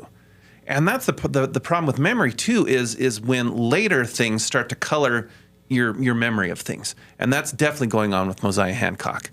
And then you mentioned Miss Hill earlier. There are these two letters from William McClellan to Joseph Smith III later on. And the way he describes both of these things are very similar. He says, Emma goes and she sees them and is horrified, and I tell you these things are true. The two accounts are way too similar to be two separate things. And so is there even a Miss Hill? Who knows? McClellan is a fascinating character because he has, by this point, mostly distanced himself from Mormonism as a whole. And so he's kind of a disinterested observer, but also kind of not. And he does seem to be, at the basic level, trying to convince Joseph Smith III, yes, polygamy, relationships, affairs, whatever term, are a part of things much earlier than you think. And they're a part of things, period, which you don't want to believe. Yeah. So he's certainly got a motive, but it does seem to be somewhat of more of a disinterested perspective. Yeah. Well, just the fact that D&C 135 or D&C 101 prohibited it seems to just, and that Joseph was denying polygamy all the way through. It's just hard to swallow that Fanny was a legitimate, of God, sealed, first polygamous wife to Joseph Smith. It's hard for me to swallow that, Especially when both debuted in 1835. Right. Well, Fanny and the revelation for marriage. Yeah. And right. even Mormons in early Utah, early on, don't see Fanny that way. They don't see Lucinda Pendleton that way yet. By and large, if you asked a Mormon in early Utah who was the first plural wife, they're going to say Louisa Beeman, almost universally. So these first two, whatever sort of relationships they are very murky. Yeah. As far as a plural wife with a sealing. So the next bullet is around other religions that are nearby practicing free love. We talked about that. Is that the Oneidas? Yeah, you've got all these different communities that are taking it different ways. Yeah. The perfectionists later with this man named John Humphrey Noyes, who are the ones that are just a little bit after, are so fascinating because they develop this very structured way of how there's a mediator, there's a third party. You go and arrange a fellowship with them, which is essentially a sexual relationship without the happy ending, let's say. Oh, wow. There's bundling, which is, everyone's fully clothed and snuggling. So they're as creative as any good BYU student on how to deal with these questions. Or North Star participant. Laugh, cry. I know, it's dark humor. But they were creative back then, is what you're saying. People are always creative. Okay. All right. Okay. Well, And then we've got the tar and feather incidents. That's Kirtland. That's Kirtland. The Smith family is living in Hiram, just outside of Kirtland, to try to get away so they're working on the Bible translation project at this point, and they're in the John Johnson home. And that's important because the Johnson family are very much involved in this on both sides of it. And so in the middle of the night, as it gets to be late night, they drag Joseph out, they drag Sidney out. That much is and tar and feather both of them, and it's traumatic. That everyone across the board can agree on. Now, later on... And I'm just going to say, every time I heard that story growing up, it's like Satan and the adversity... There's no reason for it. Yeah, it's like they're trying to do anything they can to keep Joseph from proclaiming Jesus, There's more to it. Is that what you're saying? So we have two accounts that later on come about. So first, 1864, Luke Johnson, who is Miranda's sister, who is the younger teenage daughter in the household. They're all children of John Johnson, whose home Joseph Smith is living at. He says that not only do they drag them out to tar and feather them, but they bring a doctor with him to castrate him. Okay, that's an interesting wrinkle to the story. Because castration implies potentially sexual impropriety. You wouldn't do that for financial impropriety, correct? Certainly seems to be where he's headed with it. Right. Fast forward another 20 years, you have a Disciples of Christ minister who is debating an RLDS minister. And as part of this, he brings up this story and he says, they were going to castrate him because Joseph Smith was getting too handsy with Miranda, Luke's sister. Luke doesn't mention this, but Luke is also returned to the Brighamite tradition. He's one of the original 12 apostles. And so you could see from his perspective why he wouldn't want to mention that, but he did mention the castration idea. So it's certainly a possibility. And then this story comes to most people because Fawn Brody then includes it in No Man Knows My History. And we talked earlier about how one little thing that's wrong can cause people to throw the whole thing out. The problem here is because they say that Miranda's brother, Eli Johnson, was there helping to do this. And there's no brother, there is an uncle. So if that one little fact is wrong, do we throw the whole thing out? And I remember this is one of the stories Grant Palmer mentioned. Yes. When he came on Mormon Stories, and in that essay he wrote. Yeah, we actually recreated this scene. I got to help recreate the scene on Under the Banner of Heaven, and it was such a surreal thing because we filmed it at night, and so we had the mob with torches, coming for Joseph, and I got to watch them pull him out of the trundle bed over and over and over again. And it was just this intense time, and there was a lot of criticism that we included that in the show because Fawn Brody confused the uncle and the brother. But we have several sources saying that a doctor was there, and we do know that he was tarred and feathered, and there were probably, in my opinion, a variety of reasons. The Mormons were gaining a lot of enemies at this point for how they were acquiring power, how they were using that power, and not paying their debts. And of course, Joseph Smith's reputation with the ladies by 1832 was no secret. And so I think, was it Miranda? Maybe not, because I think the date would have placed her at 12 years old. Could he have been, inappropriate with a 12-year-old? Of course. There's nothing to say that he wasn't, but the date is remembered wrong. I think the reminiscences have her as 16 at the time. I think regardless of the actual details, there was probably a doctor there, and he was probably threatened with castration. Let's just put it this way. There's no less credibility with that story than with Joseph Smith's own first vision in terms of all the different accounts. Absolutely. Right? And the way that we look at the history, and I will say one thing about Miranda being 12, and this is triggering for people. It's a discussion of sex abuse, but often castration, at least in the frontier period later on, was used most often when it was a sex crime that involved pedophilia, underage children. So there is an argument there. Now, was it a rough time, and did people like to hurt each other in a variety of ways for a variety of reasons? Of course. So who knows what happened? The interesting thing is Emma is in the household at the time with them, and she does have two twins with her. Of course, they claim that one dies because of the draft gets the child sick. Is it fair to say that it's a sketchy enough story that the church probably shouldn't use it as a faith-inspiring account of the adversary and Joseph's strength and courage? Is that fair to say? The other element that I would say, it's probably not a single reason event, but if you had to pick the biggest likely factor for it, is that this is when communal ideas and consecration ideas are heating up.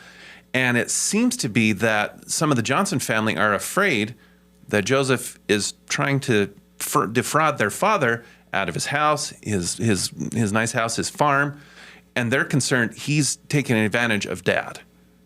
I think that's probably the most likely factor for what causes this. I agree with that. It's not a single factor. I think And we should say that ever since that event, Sidney Rigdon maintains a major head injury that would affect him later on in very significant ways. And we see the downhill of his power as a result of this later on. And so that, to me, if you're going to find sympathy for the victims, Joseph and Sidney, in that, find sympathy for Sidney, who was paying for the crimes of his partner. And he really pays for it. That's hard. All right, well, let's jump to the Missouri period, and let's begin with Joseph Smith's general troubles.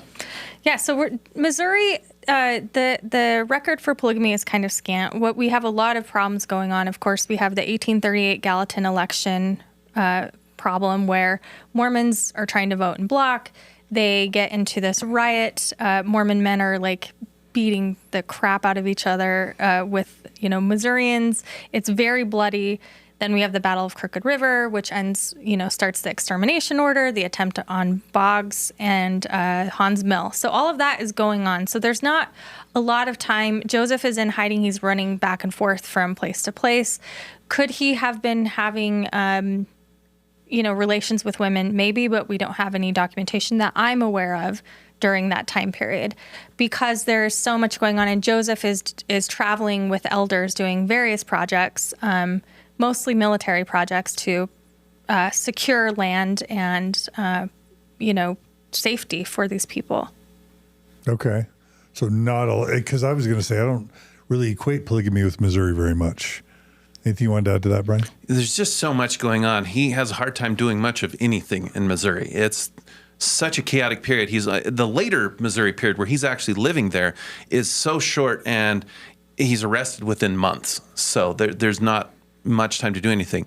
However, this is the time period where the relationship with Lucinda Pendleton is a possibility. Okay. And she's such a fascinating character because her first husband is a man named William Morgan. They're married in 1819. Ooh, yeah, I know that guy. So then, tell us who that guy is. He's a Mason and seems to grow disenchanted and then writes this expose of Masonry, which promises to be explosive, and then he disappears.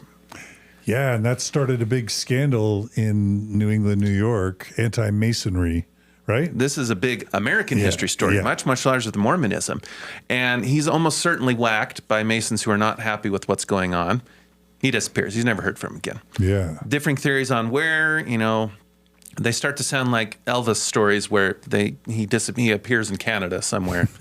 He's almost certainly killed. Mm-hmm. So then a few years later, she marries another man named George Washington Harris. Yeah. And then they convert to Mormonism, and then they end up in Far West. And so when Joseph Smith moves there with his family, they stay with the Harrises for the first couple months. And that's thought to be, if there is some sort of relationship, it's within that time period. This is perhaps even more poorly documented than the Fanny Alger stuff. There's very, very little. We get a couple hints because in Nauvoo, there's this very cryptic entry where Willard Richards goes to have dinner with Joseph, Agnes Coolbrith, and Lucinda. Agnes has just married Joseph Smith as a plural wife probably about 2 weeks before that. Willard will soon become a polygamy insider. And Lucinda's there. It's hard to make a whole lot out of a dinner guest list, but it's intriguing, if nothing else. And then she is sealed to Joseph Smith as a plural wife after his death in the Nauvoo Temple. But a lot of women were sealed to him. Some that were pretty sure had a relationship with him during his life. Others that were pretty sure didn't have a relationship. So she's, again, who knows what happened there. There's hints, and that's about it. So if Joseph was at Far West with this couple, would the husband have known that that was going on? Would the husband have been down with it? Would it have just been a secret kind of getaway? And aren't there some comments from her that suggest some type of relationship at Far West?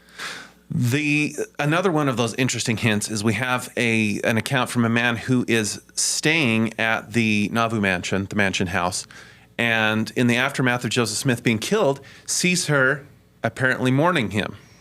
Well, a lot of people were mourning him, but he paints it as though there's a little extra connection there. Yeah. To your comment about what did George think about this, we'll talk more about them, but when she is sealed to Joseph Smith in the Nauvoo temple, the proxy for Joseph Smith is her actual husband. That's not awkward at all. Okay. Have fun with that, George. Okay. That's interesting. All right. Well, apparently she had a lively personality from what I understand. Boy, she lived a life. Todd Compton initially found some evidence that sounded like later in life she is in a convent and involved as a Civil War nurse. It looks like she probably ends up dying a more boring, unhappy split with George in the Midwest before that. So, Okay. But her life was 3 husbands and lots of craziness. Okay. Lindsay, were you going to say anything about John D. Lee and Hosea Stout, or did you already mention those guys in that about Missouri period? I want to bring them up only because I think that this is important. So in the Missouri period, we have converts like John D. Lee and Hosea Stout joining the church. We have a lot of rough men who, a lot of them, I always like to say, if your ancestor worked in the Gallatin mines, he was probably a ruffian because they were involved in several wars and skirmishes with Native Americans there that were violent. And we're talking massacres where they're asked to do terrible things. John D. Lee, for example, when he is working at the mining camp, it's a rough and tumble mining camp. John D. Lee has a horrible childhood, lots of abuse, lots of displacement. He's moving around a lot. When he makes it to the mining camp, he's driven out of town and almost murdered. Hosea Stout is similar. We have a lot of early Mormon leaders that come from this period. And the reason I bring this up is we know now a lot about trauma, PTSD, generational trauma. And these are the men that Joseph Smith put in charge. Like, these are the guys that he gave the theology to. So when we look back on it now and we're like, why is Mormon doctrine so crazy? Why is it so painful? Why is it so hurtful to so many people and marginalized groups? It's because he gave these men the ability to create doctrine and sermons. And John D. Lee and Hosea Stout are a part of that. John D. Lee, of course, is going to come up later on in the Utah period. Hosea Stout becomes powerful early on in Nauvoo. He becomes the chief of police, and Hosea Stout was known for poisoning you. In fact, we talk about this story all the time, but William Clayton, Joseph Smith's own beloved scribe, is so worried that Hosea Stout is going to poison him, and the brethren apparently think so too, that as they're leaving Nauvoo after Joseph Smith dies, William Clayton is given 30 minutes notice to join the Vanguard Company because he thinks Hosea Stout is going to whack him. These are the kind of guys that Joseph Smith was aligning and converting and giving power to. And so that happens during this very violent period in Missouri. Okay. I should know this, but I'm rusty, and I'm not seeing it on the outline. The Danites in the Council of 50, do they have their origins in Missouri or more in Nauvoo? Because John D. Lee was a polygamist, right? Mm-hmm. And for those who don't know, he was scapegoated as one of the main murderers in the Mountain Meadows Massacre. And we'll talk a lot more about him. I was just going to say, it seems like some of the important insider polygamists who later get trusted and maybe even are part of the Danites in Council of 50 get recruited, like you say, into the church in the Missouri period. Is that fair? Yeah, so the Missouri period is another thing we need to understand about the time period. The way that the territories worked, the areas worked in the United States is if you didn't have a city or a government to protect you, you could form a militia. This was what a lot of people did. So militias were always forming. It was a way for you to protect yourself against indigenous raids or, any sort of law and order issues. You could organize a militia. So the Mormons, wherever they went, organized their militia. There was always local militias. So the idea of the Danites there's debate on where this comes in and where blood atonement even comes in, because we have them starting to use terms that sound like early blood atonement in the Missouri period, and it comes from the Mormons organizing militias to protect themselves. Now, there is rumors of secret police being organized early on in Missouri, certainly in Nauvoo, and it starts from some of these men who, of course, form informal gangs, if you will, to protect the Mormons. And part of it, I have to sympathize with the general body of Mormons at the time, because if you were at Hans Mill and you were like, Hans Mill is, I don't care how anti-Mormon you are, you got to give the Mormons this one. What happened there was extra legal justice gone so wrong to murder those boys in cold blood like they did. There's no excuse for it, never. And so you can see why there was an impulse to protect themselves. And I think that's how a lot of men justified their participation. Unfortunately, the Danites become a military organization, not to defend against outsiders, but to defend against apostates. And we see this in Winter Quarters. John D. Lee is writing in his journal that they got to warn George Miller, who's a bishop, that Hosea Stout's going to murder him. I mean, they were all worried about people. I think the historian that passed away, he claimed that you were more likely to die of poisoning in the Nauvoo Legion than any other cause of death. Ooh. So, to the Danite thing, though, it's very interesting that there's this idea of them being oath-bound, and they have these covenants of secrecy, because, of course, those are certainly not uniquely Mormon. That plays into the Masonic ritual. But then, obviously, as we get to Nauvoo, and we get the endowment, and then we get the Council of 50, and all these things later on, Mormons will definitely incorporate elements of that. The secrecy, the covenants, the oaths, that all get mushed together in other elements of their history. So that seems to be where that becomes part of the Mormon current. And in Missouri, you have the rhetoric, all of a sudden, God becomes vengeful. Like, early Mormon God was, like, hopeful and exciting, and it was this beautiful restoration and this beautiful thing. Missouri God is vengeful and bloody. He's a militaristic God. He wants vengeance, yeah. Yeah. All right. Well, let's jump to our favorite period, which is the Nauvoo period. And I think the first item on the menu, on the Nauvoo menu, is Louisa Beeman. How dare you call her the first item on the menu? Louisa tongue-in-cheek, sorry. She's a very interesting woman. So her father, Alva Beeman, goes back to the early folk magic days. So he's described in many sources as this great rodsman. So he's involved in dowsing and this idea. And so they're, Which is like water divining, yes, right? Trying to find water with the stick. These are these very early New York converts, and they join the church and kind of make the move progressively with the main body of the saints. The father dies, her mother dies. She's now an orphan in Nauvoo. This is another theme that will come back with these women that become involved with Joseph Smith.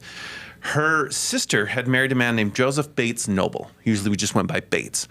And so after her parents die, she then moves in with the Noble family. We again, the only sources we have on this come from Bates later on in Nauvoo. Bates, we have to be fair, is a motivated witness because he is a believer in Joseph Smith and then Brigham Young and definitely in polygamy. So we do have to take that into account. But in his accounts, he says he marries Louisa to Joseph Smith in April of 1841, most of the time. One time he does say 1840. But the way he describes it is so fascinating because it's under a tree, just a little bit outside of Nauvoo, and she is disguised in a man's clothing. And this seems to be the very first documented plural wife where we have a ceremony. Joseph Smith tells his friend Bates the words to the ceremony, and then he performs it. Then also, when he testifies about this later, he very specifically says there is 100% a sexual dynamic to this relationship. How do you know this, Bates? Well, I saw them. They were at my house. And so that is our very first fairly well-documented plural wife in Nauvoo. Unless... We've talked about this before, but Don Bradley presented a fair this year about this. And he's got some new research where he says, actually, the timing of this marriage is probably wrong. It was probably the next year, 1842. How significant is that? I don't know. Good question. I haven't heard Don's presentation. The way it was presented was very interesting because saying that actually, because she's not the first, Joseph Smith starts off with all these polyandrous wives instead. And that was painted as a good thing, which I would probably not agree with. But what is interesting is when they come to Nauvoo and they start colonizing the area that's now Parowan, they set up a fort like they usually did, but they originally called it Fort Louisa because, as George A. Smith said, she was the first to accept this principle. So at least that early, Mormons saw her as the first plural wife. So she's a fascinating. Another element that's so interesting of her, too, is that she becomes somewhat of a wing woman for Joseph Smith, approaching these potential plural wives and telling him how it was going to work, what's going to happen. So she does seem to be part of the system in Nauvoo. Yeah. Well, I've got so many questions about that, just because if you believe Joseph Smith or the D&C when he says God's house is a house of order, then you're like, why is Joseph practicing polygamy? I mean, at least it's after the sealing power was given, but it's still before D&C 132 was written, and he's still denying it the whole time. So it doesn't make sense. It doesn't seem legitimately from God, given those facts. And D&C 101 at the time is still prohibiting it, by the way. But let's just say in Joseph's mind, he felt like he was doing God's will. Do either of you have an opinion, and you'd be speculating, about how pre-revelation Joseph would have sort of flipped that bit to say, all right, well, now I know that polygamy is God's will, and so it's time to take on my first plural wife. Do either of you have a way to speculate as to what might have been going on in Joseph's mind? Or was it just he was attracted to her and he was trying to find some way to justify it, not really thinking about scripture or authority or revelation or the church? How do we make sense of it? I think it's a question that we discuss all the time because, again, with the history, when we're acting with just a historian brain, all we know is the documentation. And documentation is limited. Documentary history is sort of the orthodoxy that we all stand by, but it's problematic too, and we need to remember that what people write down doesn't make it true, right? People lie in what they write down. We're missing a lot of context for what we write down. Think about your Facebook chats. If someone were to look at those, what shape of life they're going to get from who you're talking to and who you're saying what. You might tell your mom something that you don't, a different story than you tell your boyfriend or something. So it's problematic, but I think about it often, and I think that there are several theories that you can come up with. If you take the faithful theory that he has been developing the idea of plural marriage since 1831, and he just doesn't know how to do it, and he gets really messy about it, and he keeps bumbling and making mistakes, that's one way to look at it. My personal opinion, after knowing many prophets, seeing a lot of men with inclinations that were repressed, and, in cultures where sexuality was really repressed, you have to deal with the shadow sides that live within you, and if you don't, they come out sideways. And I think for Joseph, he had a strong predilection for women and for sex. I think that I believe the sources that say that he did. I believe the women that say that he did. I know that that's not a thing people like Mormons like to hear. They'll stop listening to what I say because of that. But I think that if we look at the evidence, there's a pattern that. And I know plenty of Mormon men. I always like to joke that, any Mormon man's computer history will back up Joseph Smith's history. Like it's a human thing that he had to deal with. I believe that really he was dealing with these urges and desires, and maybe they were getting out of control. This is complete speculation, but if you believe Sarah Pratt, which a lot of people don't because they say she is an antagonistic source, I would be antagonistic too if Joseph Smith tried to get me to have an affair and then slut shame me to my whole community. That would make me mad. But she claims that Joseph Smith used to visit brothels in Nauvoo. She says she knows this because she lived next to one, and there was an unattractive girl that Joseph Smith would visit often. There was also a steamboat, a madam that worked at the steamboats, which Joseph Smith frequented. Her name was Mrs. White, and she said she was very familiar with Joseph Smith. He came in all the time. And so it's possible that that was getting out of control, and he didn't want to be seen as a man that couldn't control himself or his vices.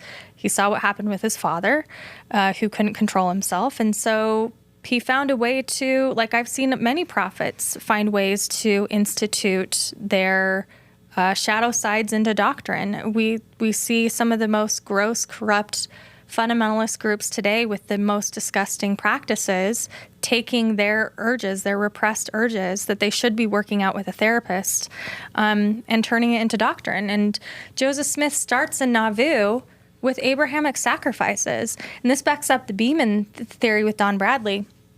If he starts with polyandry as his gateway, that makes sense because it doesn't start as him saying, oh, I'm going to take the wives of my husbands. He starts off Abrahamic testing everyone around him, including John Taylor and Heber Kimball. John Taylor, it says, he goes and says, I want your wife Lenora. God has commanded me to take her.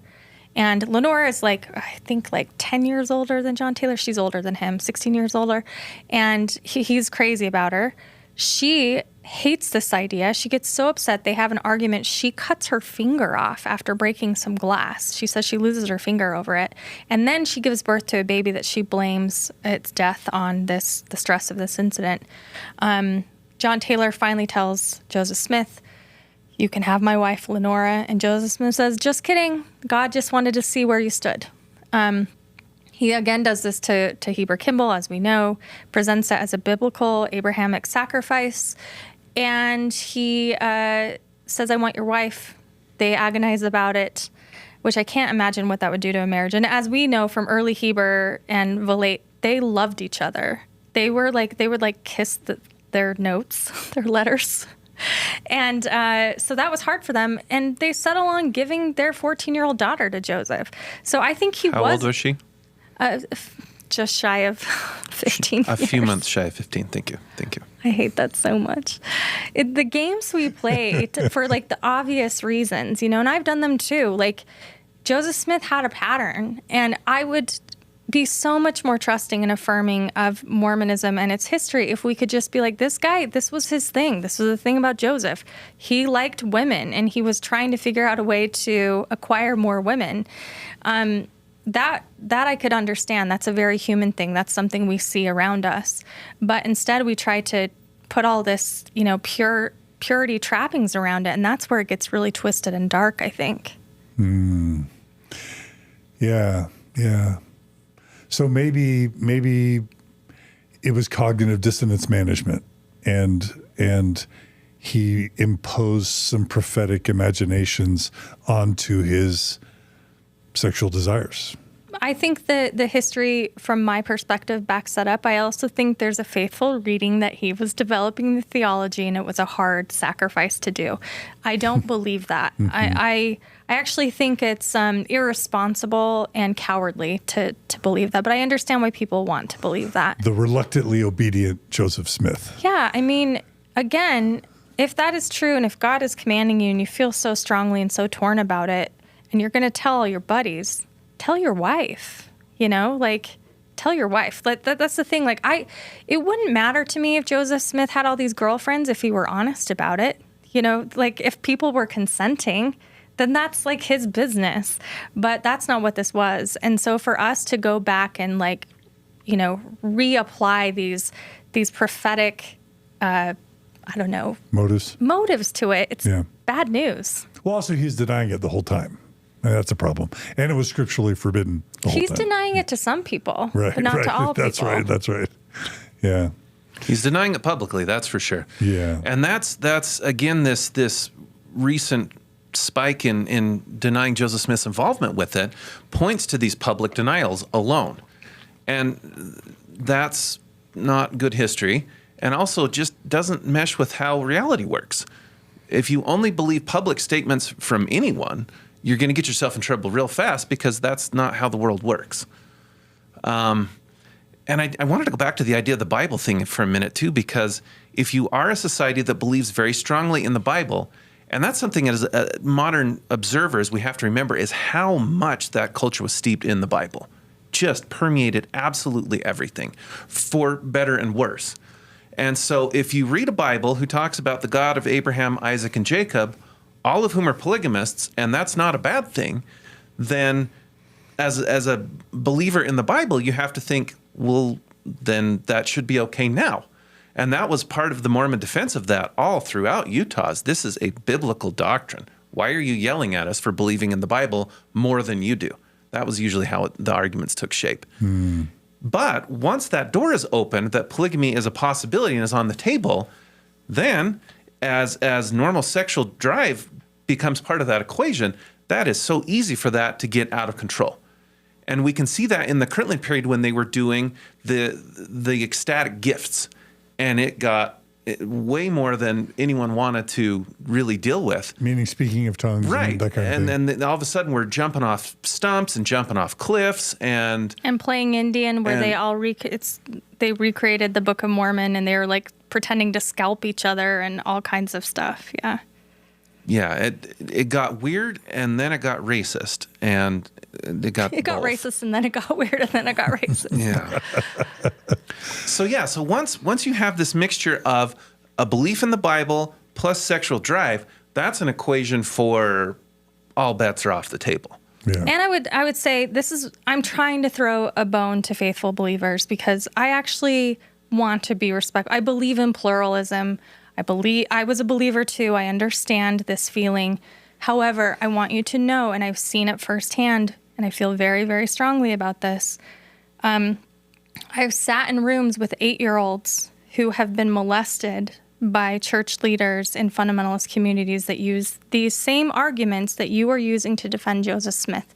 If you use these arguments to defend Joseph Smith and his behavior, oh, he was just experimenting with the doctrine. Oh, it was new. He didn't know. He was reluctant. Oh, he had to keep it secret. All of these things. An angel made him do it. An angel.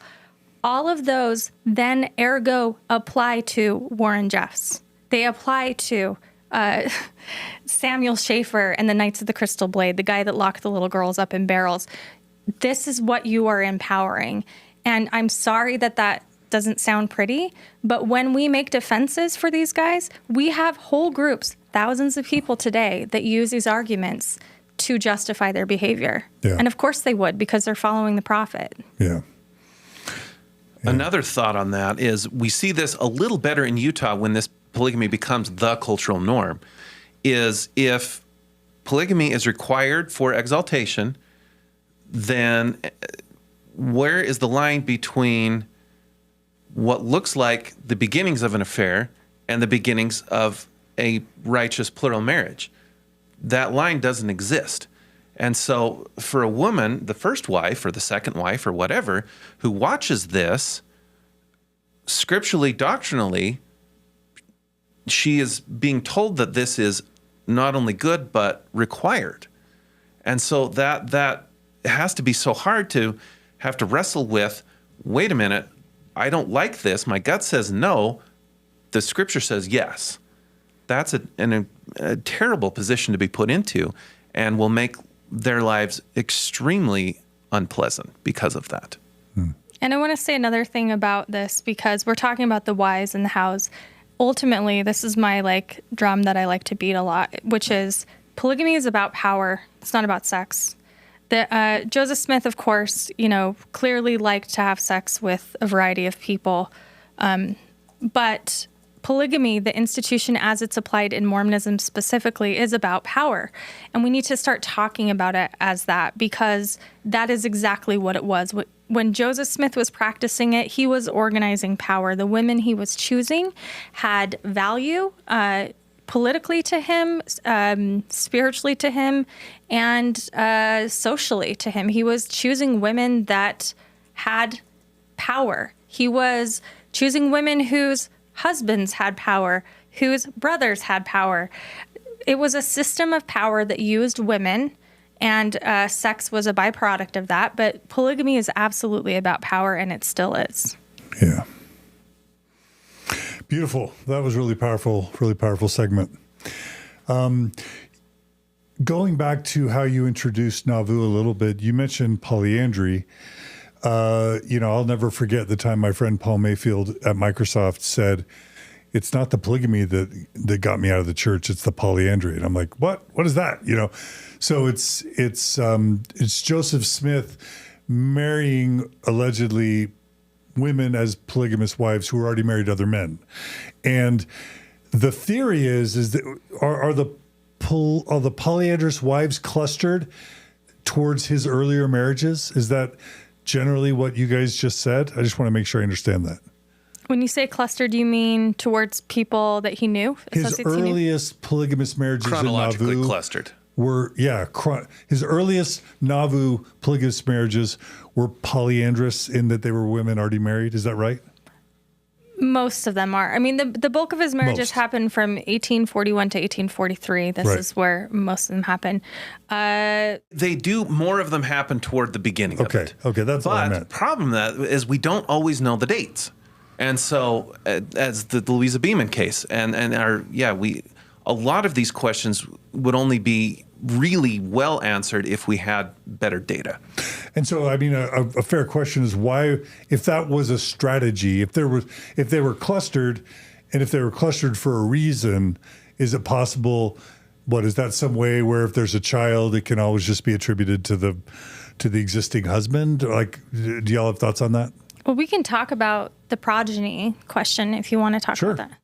So everyone wants to know about Joseph Smith's kids. There are several theories. First of all, DNA scientist Ugo Perego has done some work on this. You can read his research in the series. Persistence of Polygamy. Persistence of Polygamy. He's done work there. At the time, he couldn't find any documentation of the progeny being Joseph Smith.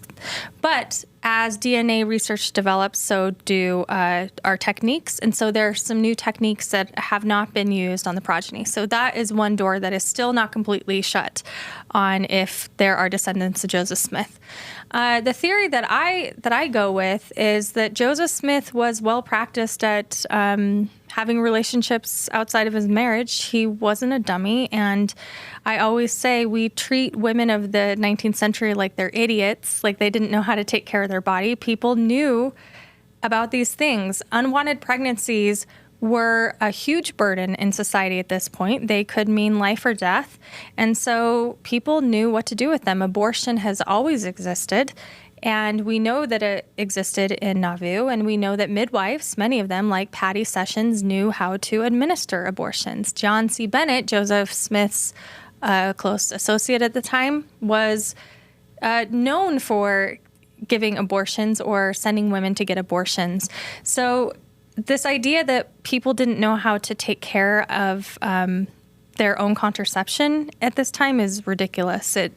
People did. And I don't think that women wanted to have children with the prophet at this time. It would have meant a lot of problems for them. Scandal.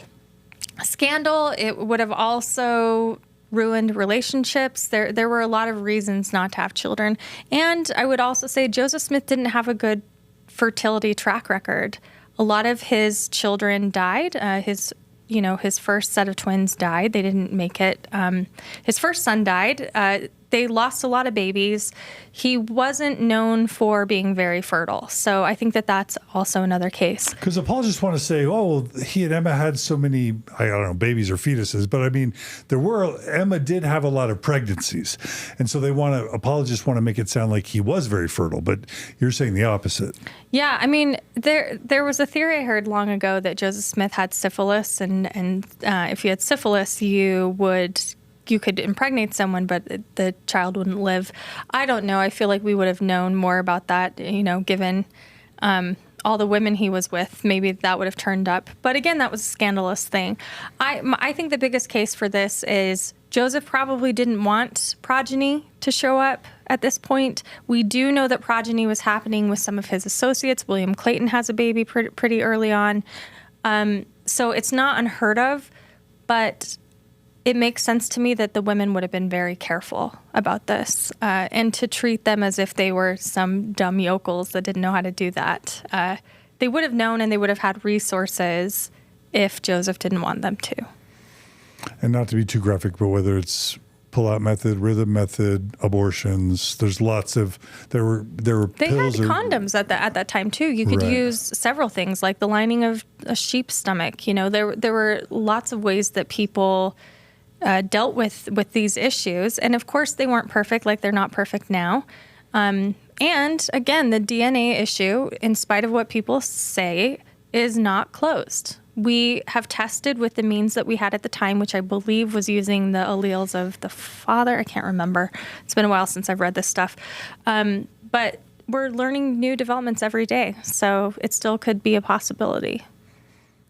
And even with the associates who were, a few of them that had children, there was chatter about how this was something they didn't really want. And again, in a Victorian era, we're not going to see as much discussion about any of these issues as historians want to have. And so there are a lot of these that they probably were talking about, they just weren't writing it down. And so we would have a better idea of how they were addressing this if we had those other records. Okay. I also think it's interesting that several women believed that their own children were descendants of Joseph Smith. So that shows that the timing was questionable for the women themselves. Okay. And so let's tie this now to the polyandry discussion, because I think that's what led us into this question. If the polyandrous marriages tended to be clustered early, is it safe to say that's an indication that maybe that was Joseph's cover, that he would just have sex with other men's wives? Is that? Yeah, I think that's a viable theory because it plays into this idea of Abrahamic sacrifice. He's testing the waters with these Abrahamic sacrifices. But if we look to other structures of groups that are organizing like this, living similar living situations, you have David Koresh, right, in Waco, Texas, later on, who starts his own compound. He goes to his closest male associates and asks for their wives. It is a symbol of power. It's loyalty. This is something that you see in primate behavior, where it's this idea of taking power by taking the mate of another powerful person. And so I think, to me, it was not just convenience and cover. I think this was about loyalty. Joseph now was traumatized by Missouri. I think it's very clear if you read his writings. This is a man suffering from a lot of fear and paranoia, which is only going to escalate and amplify in Nauvoo. And I think that he wanted to know who was on his side. His biggest enemies were once his friends. And so what better way to get their loyalty than to, tie their family so closely to you? Interesting. And it worked. And it worked. Look at those stories. John Taylor, Heber Kimball. You have no bigger loyalists and defenders of him then and later than those two. So Were they polyandry? those are both. Okay. In They were neither given the Abrahamic case, test. yeah. In neither case does he marry Volate or Lenora, but the offer was there in both cases. So Yeah. Because many of the polyandrous husbands were faithful, correct? they And wanted. even some of them knew. And some of them stood as proxy to Right. sealings. Yeah. It is interesting that sometimes they will be painted later as not being faithful, and that's why Joseph Smith married them. These women is because their husbands were out of order. Right. That's not the case. No. Okay. Okay, really quickly, and I don't know if this is relevant or not, but I thought you guys might be interested, if nothing else. Apparently, when Don Bradley gave his presentation at the Fair Mormon Conference, the Scripture Plus person did a TikTok where she's basically saying, hey, oh, you're smiling. Why don't you tell the story? Let Bryan handle this. Because our Julia, our Analyzing Mormonism, did some analysis, but go ahead and say what you're going to say That first. was such an interesting, and again, it would be more helpful if we'd seen Don's presentation. Yeah. But the way that it was presented, the summary of it that was given in that TikTok was fascinating because it was trying to use polyandry as this faith-affirming element of Nauvoo era polygamy, which I thought was fascinating. And that is an impulse that I would not have had. But yeah, that was a very interesting way to package his presentation, I thought. And do me a favor to explain what y'all remember the argument to be, because I want to give Julia's historical response once, if you remember. Well, she starts out with the idea that Louisa Beamon's marriage might not be the first. And isn't it exciting? Because that means that his polyandrous marriages were the first, right? So, ergo, it's this beautiful gift from God because he's building this like network of family. What else?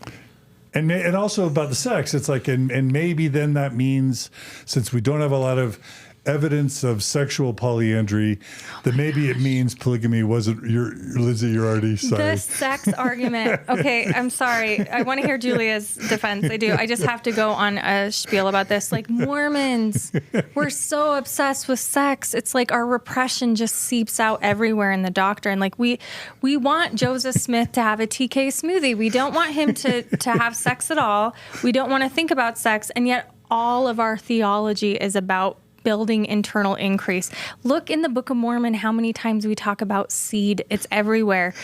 That's code word for sperm, right? Yes, and everything is coded. It's so Victorian still to this day. Everything, even the things about not having sex are about sex. And most of Mormonism now is about not having sex, which is about sex. We are sex obsessed. And so when we're talking about these ideas, it just drives me crazy when people are like, did Joseph Smith have sex with his 14-year-old wife? Did he have sex with his polyandrous wife? Doesn't matter, because to me, it's about power and control, which is what assault and rape and coercion is about, power and control. Whether he touched someone below the belt doesn't change the fact that he altered the course of their life. He took ownership of them, of their spirituality and their eternal life. And so this idea where we're like, did he or didn't he? It doesn't matter. The doctrine says he's going to eventually if he doesn't now. And so you're saying it's awful with or without sex. It's awful with or without sex. The sex to me, it's hard because as a survivor myself, when you talk to survivors, when you call assault sex, it's tricky and it's confusing for survivors. And I'm sorry, but I don't know of any of the marriages of Joseph Smith that doesn't have an element of coercion that we have documented. So call it what you want, but it's not like this happy romantic meeting. Maybe Louisa Beaman, maybe. I mean, we don't have her voice to tell us. But to say that did they or didn't they have sex, it was still about power and control. Yeah. It was still about power and control. And it just makes me so mad that, Mormons, faithful Mormons will argue, well, if he had sex, then it was bad. No, that's not what makes it bad. It's the power and the coercion and the lying that makes it bad. If it were sex between consenting adults, then it's great. Like, then it's not our business. But that's not what this is. Go ahead, Brian. It's also super problematic. It makes no sense to say, well, Joseph didn't have sex with his polygamous wives. Well, we know that Brigham Young, John Taylor, Wilford Woodruff, Lorenzo Snow, Joseph F. Smith, Heber J. George Albert Smith, and all the other polygamists from Joseph to the end of polygamy were having sex with all their wives. Why would we want to give Joseph a pass and say he didn't have sex? Plus, the Book of Mormon what was Fanny Alger? Sex. Was she in an affair? Either way, he was having sex with her. Joseph Smith was having sex with the women. Which women? We don't know. We know that Brigham Young didn't have sex with all of his plural wives. But again, that tries to turn it into something it wasn't. Polygamy is not about sex. It's about power. Sex is the male perspective of what is happening. You know what I mean? Yeah. And Mormons become so obsessed with it because it's do they or don't they, black or white? Did he touch her or did he touch her? He took ownership and control over her in a way that affects eternities. And if you don't see something wrong with that, with or without the sex, then I don't know what to tell you. You're missing the more important stuff. And again, I know modern polygamists now, there are definitely men that use this to fulfill sexual desires. But I have met men who have been brought into this since birth and believe it, and it is a struggle for them. It is not about the sex, it's about the obedience to them, because this is about power. And it doesn't mean that I don't know, I'm sorry to keep going off on this, but Mormons are so sex obsessed. It shows up everywhere. And arguing if he, slept with his polyandrous wives, I think, really is a dangerous idea. And it impacts survivors today who have to deal with the fact that they are being molested and then confessing to their bishops, and their bishops are framing it as sex. Like Mormons, coercive sex is not sex. It's just not. And coercive marriages, I think, fit into those categories. Are you saying it's rape? Not. I don't know, because I wasn't there, but I will say that I think it's wrong. I think a coercive marriage, a marriage with a penalty, a threat and penalty, is wrong. And I'll say that I think Mormon monogamous marriages still fit under that. If you're marrying someone because you're afraid that if you don't, you're going to go to hell, that's not okay. And we should be upset about that. And it is important to note that all of the relationships didn't look the same either. And there were some that do look like Eliza Snow's seems to be one where she was pretty enamored with him. And then there's others that element doesn't really seem to be there. And there's talk of angels with flaming swords and ultimatums and 24-hour windows and things like that. And so, like all relationships, a lot of them looked very different. Another thing that I think is so interesting, the impulse to take the sexual dynamic out of it is so odd, because both the Book of Mormon, the Jacob passage, and then the Revelation that becomes section 132 explicitly authorize increase. So to argue that wasn't a thing is weird, because that's not the scriptural text telling you that. That's you telling yourself that. And both the Book of Mormon passage and the DNC 132 passage make it about sex. It's about seed. Mm-hmm. It's about posterity. That's the whole point of polygamy, is to create a righteous posterity, right? So arguing that was not even in Joseph Smith's mind. What was he doing? Is weird, because clearly it was. Yeah. And it's not like he wasn't inventive creatively with the theology. We know he was doing adoptive sealings. Let me give you a story. It's going to sound like a sidetrack, but I promise it's relevant. I met a modern day prophet, Robert Ray Black, who's now passed away.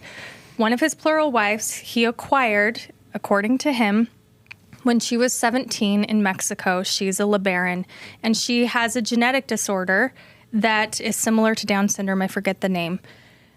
He tells me that he took her as a plural wife to rescue her, because when he met her, she was living in a shack. She was living no better than a dog. And he talks about this nice, thing that he did to save her by marrying her as a plural wife. He has four kids with her. Her name's Rebecca. She's a lovely woman. I think it's a horrific story. If he wanted to take care of her, why did he have to marry her? If she were living like a dog, couldn't he just get her some services, get her some support, bring her up here? Why did it have to be marriage? Why is that the way that he had to help her? That to me answers this question. If Joseph Smith wanted to be connected to these people and just have this beautiful family, why couldn't he seal himself as sisters in the gospel? Why did they have to be wives? Yeah. Because it's about power. Yeah. Yeah, because that's the other canard, is the early Mormon apologetic, that there were just so many women lying around and too few men and too many women. So the women had to be married off in a polygamous ways to men to take care of them. But that's a great point. Why was the only way to take care of them to have them be married? And once they're married, they're under a temple covenant that they have to obey their husbands. And that's how we get into the history of the endowment. Yeah. So don't tell me it's not about power, because it absolutely is about power and control. And we're all afraid to say it, but rape is about power and control. And like Bryan said, and I want to be careful about this, there are nuances. Not every situation was the same. Did Joseph Smith have sex with Helen Mar? I don't know. But what I do know is that Helen Mar, for years, and she was faithful, complained that her autonomy was taken away. She was depressed. She couldn't go to dances with her friends. She couldn't flirt with boys she liked. That part of herself was robbed. And whether she spent 2 minutes in the bedroom with some adult man doesn't 2 minutes. Seriously though, give women some credit. We can endure a lot of stuff, but the thing that changes it is the power, not the situation. It's the person that's using you and manipulating you. And that's what happened to Helen Mar, whether she slept with him or not. And I'm not trying to discount people's experiences with sex being transformative or sex being really, degrading and traumatic, because of course. But what I'm saying is, in this context, this is about power, and we need to look at it. So when we try to argue whether he had or didn't have sex with Helen Mar, I say it doesn't matter. He took her life away. And for years, Helen Mar struggled with deep, deep depression and deep resentment of polygamy till the day she died. Yeah. Well, and also this idea that it was this excess of righteous women. And I would argue that a lot of the teenagers in Nauvoo who were friends with these women and who wanted to develop quote unquote normal relationships with them and that were pushed away, that said, nope, you can't do that, would probably be thinking, I don't think those ratios sound right. Yeah. Well, this is beautiful. Julie is just messaging me how much she's loving this conversation. And just to clean up a couple quick things, Julia, who she's applying for a master's degree in history, and she's wanting to follow your footsteps, Lindsay, in terms of being a mom and a historian. Juanita Brooks as well.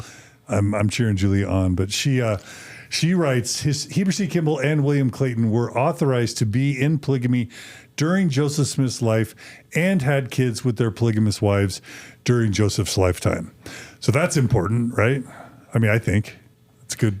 Absolutely, yeah. But even in Clayton's case, there's a case where Joseph Smith says, let's keep it quiet. Let's maybe not attempt to have a ton of babies, but if something happens, we can figure it out. Yeah. And Kimball's is probably the first polygamous child in Nauvoo.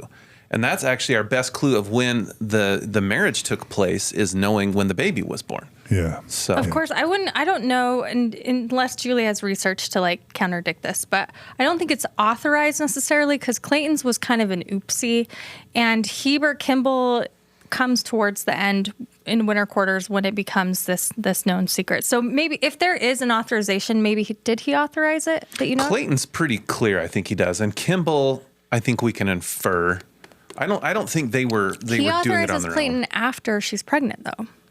Even earlier, there's the case of the woman in England that he had known, and he says, if you want her, I'll pay for her to come here. So he's clearly pushing him towards it. I think. I know, but not having a baby. Oh! As far as authorizing a baby, he authorized the marriage, of course. I thought you said he was authorizing the babies, and I was like, nah, that was kind of not what he intended. Yeah. Does that make sense? We're geeking out here. Sorry. Julia's writing Sarah Peak Moon and Margaret Moon. I don't know what sisters. Yeah, those are William Clayton's wives. Yeah. We are officially geeking out on Heber's polygamy. wife, and Margaret is Clayton's. The other point I wanted to make that Julia wrote, going all the way back to this question about, who was it, the first polygamous wife in Nauvoo? Beeman, was it? Louisa Beeman. She writes, Don seems to be basing his changing date to the fact that Noble's house isn't finished being built until 1842. But then Julia writes, they weren't married in his house. They were married outside under the tree. Under a tree. Huh? Julia. Yeah. And then that's the thing is how our memories work is we will frequently tie it to something. Problem is that isn't always right. Yeah. Our memories get concluded and we invent the thing that we've tied it to that turns out that actually wasn't the case at all. Yeah. So we see that all over and over with all of our later affidavits about the Nauvoo experiences, is they're remembering things, but you can see the same person will remember the same thing differently in different accounts. Yeah. So we again have to weigh them all together. Well, check out Analyzing Mormonism, TikTok, and Instagram, because Julie does great work, and I'd love to call her out. So anyway, beautiful. Okay, so you just made a reference to this, but what in the world does the... I thought, okay, the next thing is Masonry connections. So what in the world does Masonry and potentially the temple ceremony, if we're not getting ahead of ourselves, have to do with polygamy? Do you care if I do endowment and then you take on Masonry? Okay, so allegedly, 1831 is where Joseph restores the first part of endowment, giving the Melchizedek priesthood.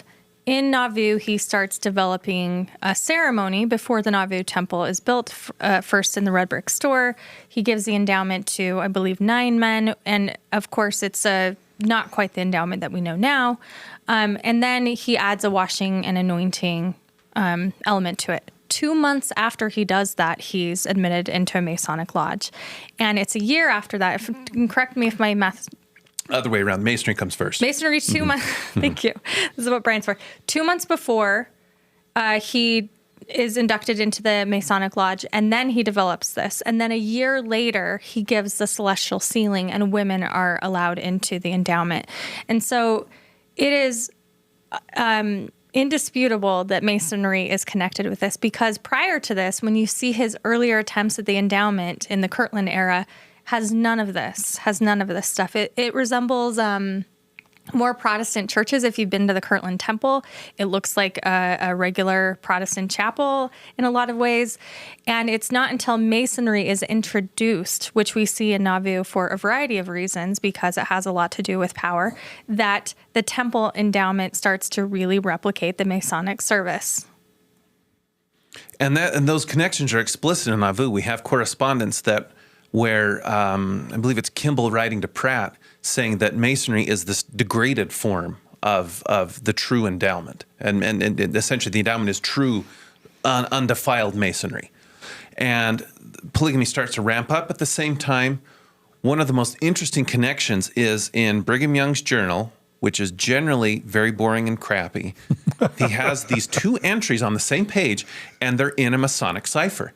And the top one says, I was admitted to the lodge today. And then the second one is this very cryptic entry where J. Smith, either S-A-W or W-A-S, Agnes. And from later accounts, Brigham Young is the one that performs the ceremony sealing Agnes Coolbrith, his brother's widow, to Joseph. And so the thought is that this is some sort of acronym for wedded and sealed, or sealed and wedded. But there's all these links. And then obviously we have Lucinda that we mentioned earlier, who had been married to William Morgan, who writes the first explosive expose of the Masonic ritual. And then the thought is that Relief Society sort of looks like a female lodge that's a companion to the Masonic lodge, which is only men. So there are all these links and the same time period. And of course, the men that are part of this first group that do the endowment ceremony, all of them are Masons. Well, in these first 2 months, there's a lot of excitement. The Mormons start joining in mass. The local Masons start to be bothered by this. It starts to be a conflict. And in my opinion, and I'm always hesitant to talk on Masonry because Nick Latursky and Cheryl Bruno are the experts on this, and they've written a new book that is very dense, and everyone should read because it has everything you need to know. But basically, the Masons get threatened by the Mormon presence. Joseph is already co-opting it, thinking like maybe this is the way. This is, this is ancient. I'm ancient. It pairs really well together. And so pretty soon after that, you see Joseph saying, oh, it's corrupted, but we're going to take it and make it our own. The Masons wore fabric garments that had markings on them. This is where we see the garments start to be developed. And of course, the women are sewing the garment, but not allowed to wear them. And that's where we get the polygamous sealing coming in, which says, okay, women can be sealed, but in your covenant, you have to covenant unto your husband. And this is where they really codify this idea of polygamy and power, saying, okay, we're going to let women into this endowment, but only if you're sealed unto your husbands and only if you're righteous unto your husbands, which is really convenient with what is going on with Joseph's life on the outside. He's having problems with Emma Smith being compliant. She's promised the sealing as sort of a favor. Joseph Smith gives a lot of favors, gifts for people who start complying to polygamy. And the endowment pairs really well with this. Okay. So the idea, and I'm a little obtuse or thick, but the idea is that Joseph's like trying to figure out how to formalize, at least in secret, the practice and some sort of Masonic secret, making promises, keeping the promises, making people give oaths and even death oaths. There's great synergies there in the spirit of bricolage to use what he learned from Masonry to create a secret society with penalties that could help keep polygamy secret, but also to spread its practice. Is that right? So it's sort of. So in Kirtland, the temple ceremony was very different. They had veils that they would drop, they had levels, but it wasn't at all next to the ceremony that we have now, right? And so when they're in Nauvoo, it's an economic enterprise building this temple. They're having contracts. They are bringing in a lot of immigrants and giving them jobs to work on the temple. So Joseph Smith has to have something for the temple. They develop baptisms for the dead, right? That's one thing that they start doing pretty early on. And the endowment comes in with the holy order of these 9 men. It's a secret society, basically, which, of course, we think, within the 2 months of Masonry, he's like, oh, I can do this and I can do this better. So he has this holy order of men, and not all of them are polygamists. One of them is William Law, who goes on to do the Mormon expositor. He never takes home plural wives. So you can't necessarily say he's trading the endowment for polygamy, but you can say he's trying to establish a secret society. I'm going to use that word. That's not the word Mormons use. It's the anointed quorum. He starts letting more and more people in. But of course, by the time, Brigham Young leaves Nauvoo, they have 5,000 people who have been given this endowment. So it definitely extends beyond polygamy. But Joseph sees, I think, the benefit in giving such things as eternal life and eternal promise and second anointings and all of these extra things to people who are the most loyal to him. And all of the men in the Holy Order are men that he is interacting with. For example, William Law or some of the other men have contracts on the temple. There are business relationships with some of these men. And so there are reasons why they're getting initiated into this holy order that I would say that are beyond just spiritual. Okay. Fascinating. And did I get anything wrong? Okay. All right. Brilliant. Masonry makes me nervous. There's so much on that. Yeah. Well, that's fascinating. All right. Well, the next bullet is collecting more women. So do we kind of cover that, or is that? I'll just say this. So 1841, I don't have my notes, but I think it's like 4 to 6 women. He's married in 1841. 1842, it gets into the teens. 1843, it's like 21. And was that without totally unbeknownst to Emma, or did he float it and, her non-compliance? Was there non-compliance prior to the what predated the D&C 132 revelation? Well, clearly Emma knew about other women because Joseph had been arrested and, accused of her best friend and Fanny Alger and all of these other instances she would have known about. So it's not like she didn't know that, this stuff was going on. I mean Nauvoo, though. In Nauvoo gets interesting because in 1842 is a crazy time for Mormonism. This is where we have John C. Bennett come in, and he is a bit of a charlatan, but he's a bit of a genius too. A lot of people don't know that he was an inventor. He bred a certain kind of chicken. Oh, do you remember the kind of chicken? Rock Island Hen? Rock Island Hen, I think. Seems like the name. He invented ketchup, modern ketchup. That's John C. Bennett. He was selling ketchup pills as a medicinal thing. He claimed some military experience, although it was dubious, but he did have power and connection, and he helped build the Nauvoo Charter and the Nauvoo Militia, and he was a very good ally for Joseph Smith acquiring power. He also was a bit of I would say sexual deviant in the sense that he would have sex with a lot of people of all ages and all genders. And all genders. Yeah, he was accused of homosexuality. And I don't want to include that as deviant because I don't think that that's deviant, but I would say underage girls, I think that counts. But yeah, he even accused Joseph Smith of engaging in homosexuality with him as well. So John C. Bennett is power hungry. He becomes, what were all of his positions? Everything. He's mayor. He's in the Nauvoo Legion. Was he co-president of the church at one point? Yeah. So he gets all of these things, and he's doing spiritual wifery, his term, and he's starting to tell more people about it. And Joseph Smith does not want people to know about this. John C. Bennett is being a little too free, and the rumors are getting out. So he gets in trouble, and in 1842, he's excommunicated. Around this time is Joseph Smith is trying to help Brigham Young. I love this story and hate this story. I love this story because it's embarrassing to Brigham Young. I hate this story because it's such a terrible story. Martha Brotherton is a young lady that moves to Nauvoo, and Joseph and Heber and Brigham spend several days, I would say, grooming her, asking, Joseph will take her on a walk and say, hey, do you think I'm the prophet and anything I say is true? And she's like, of course. Yes, of course. And then eventually they lock her in a room.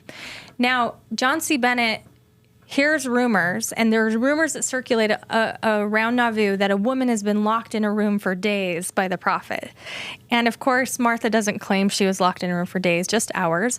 But apparently they go in and out trying to coerce her into polygamy. They tell her that it's of God and she needs to do it. And then Brigham Young even demands a kiss before he lets her out of the room, which is so disgusting to me.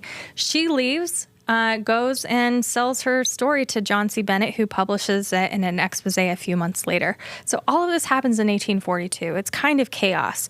And at the same time, you have, he's acquiring all of these women, and some of them are Emma's own friends. And so this is where we get the anointed quorum. We get women that he's starting to associate with, like Eliza R. Snow, who are close to Emma Smith, and Emma doesn't know. And in fact, when Emma finally does know, which I'll have Bryan talk about, I think she still never knew the scope of it, as a lot of people didn't at the time. She believed that his first plural wives were the Partridge sisters, who were two sisters who lived in the underage sisters who lived in the home. Were they underage? Let's see. They're a little bit older. One was 19, one was, yeah. Weren't they foster kids? Those are the Lawrences. The Lawrence girls. Well, I guess the Partridges, Edward had died, so the father many women, died. it's hard to keep them all straight. Yeah.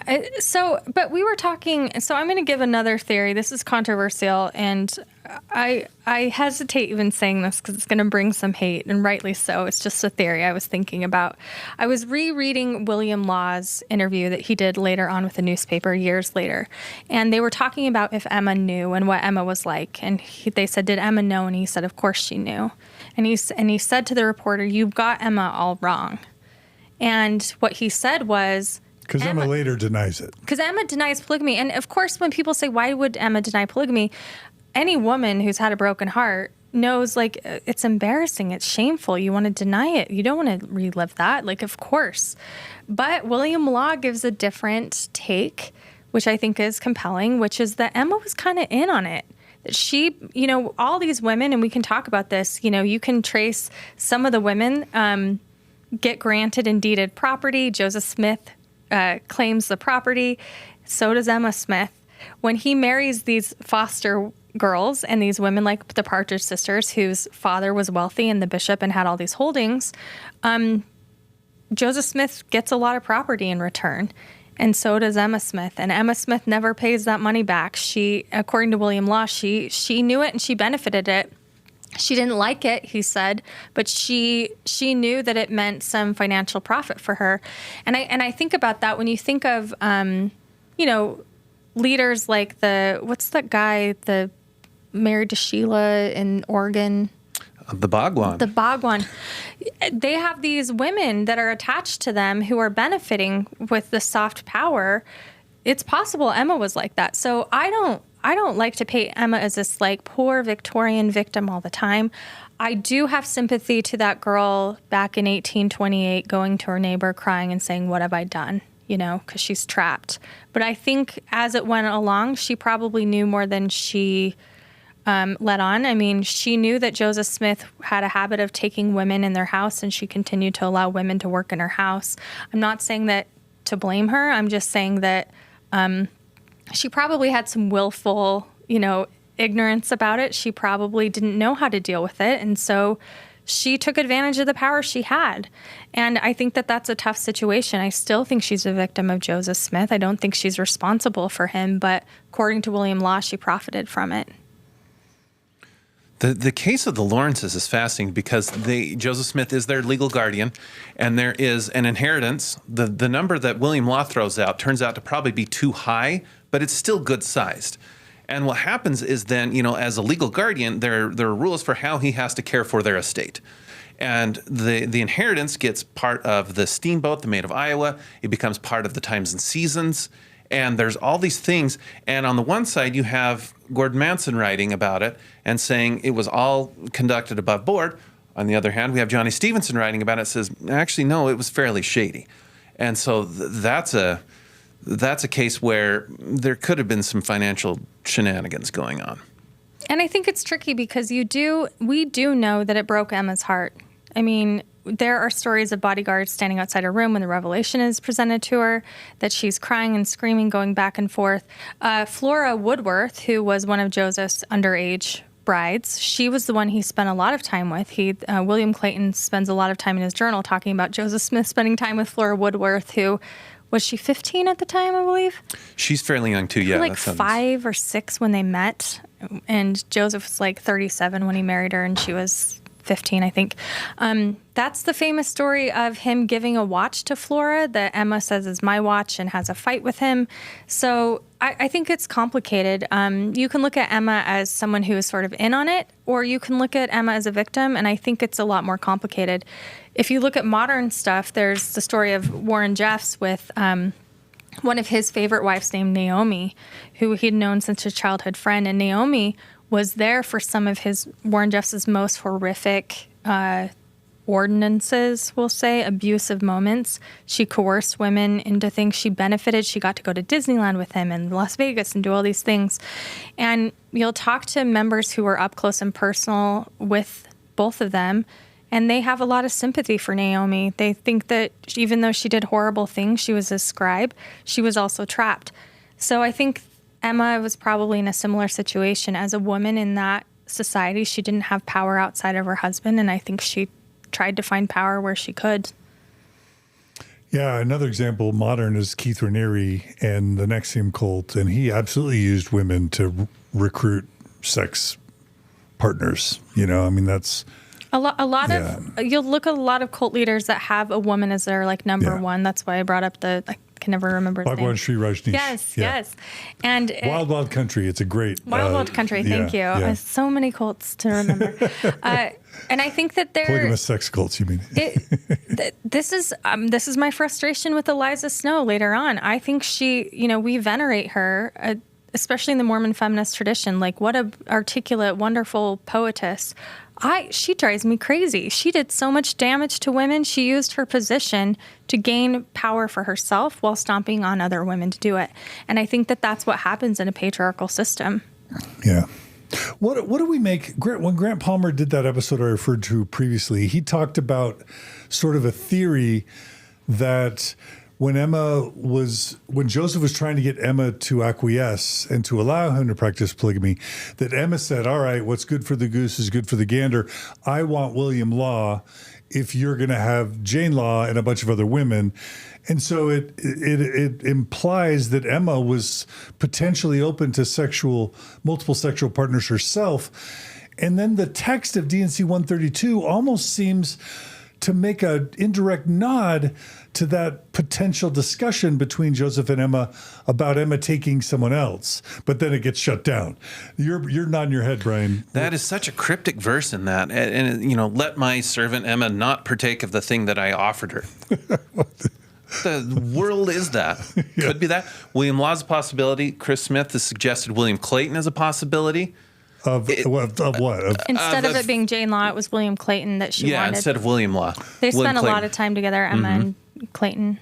Okay. I don't think it's something you could reject out of hand. We don't have any good evidence for it, but we don't have any good evidence against it either. Okay.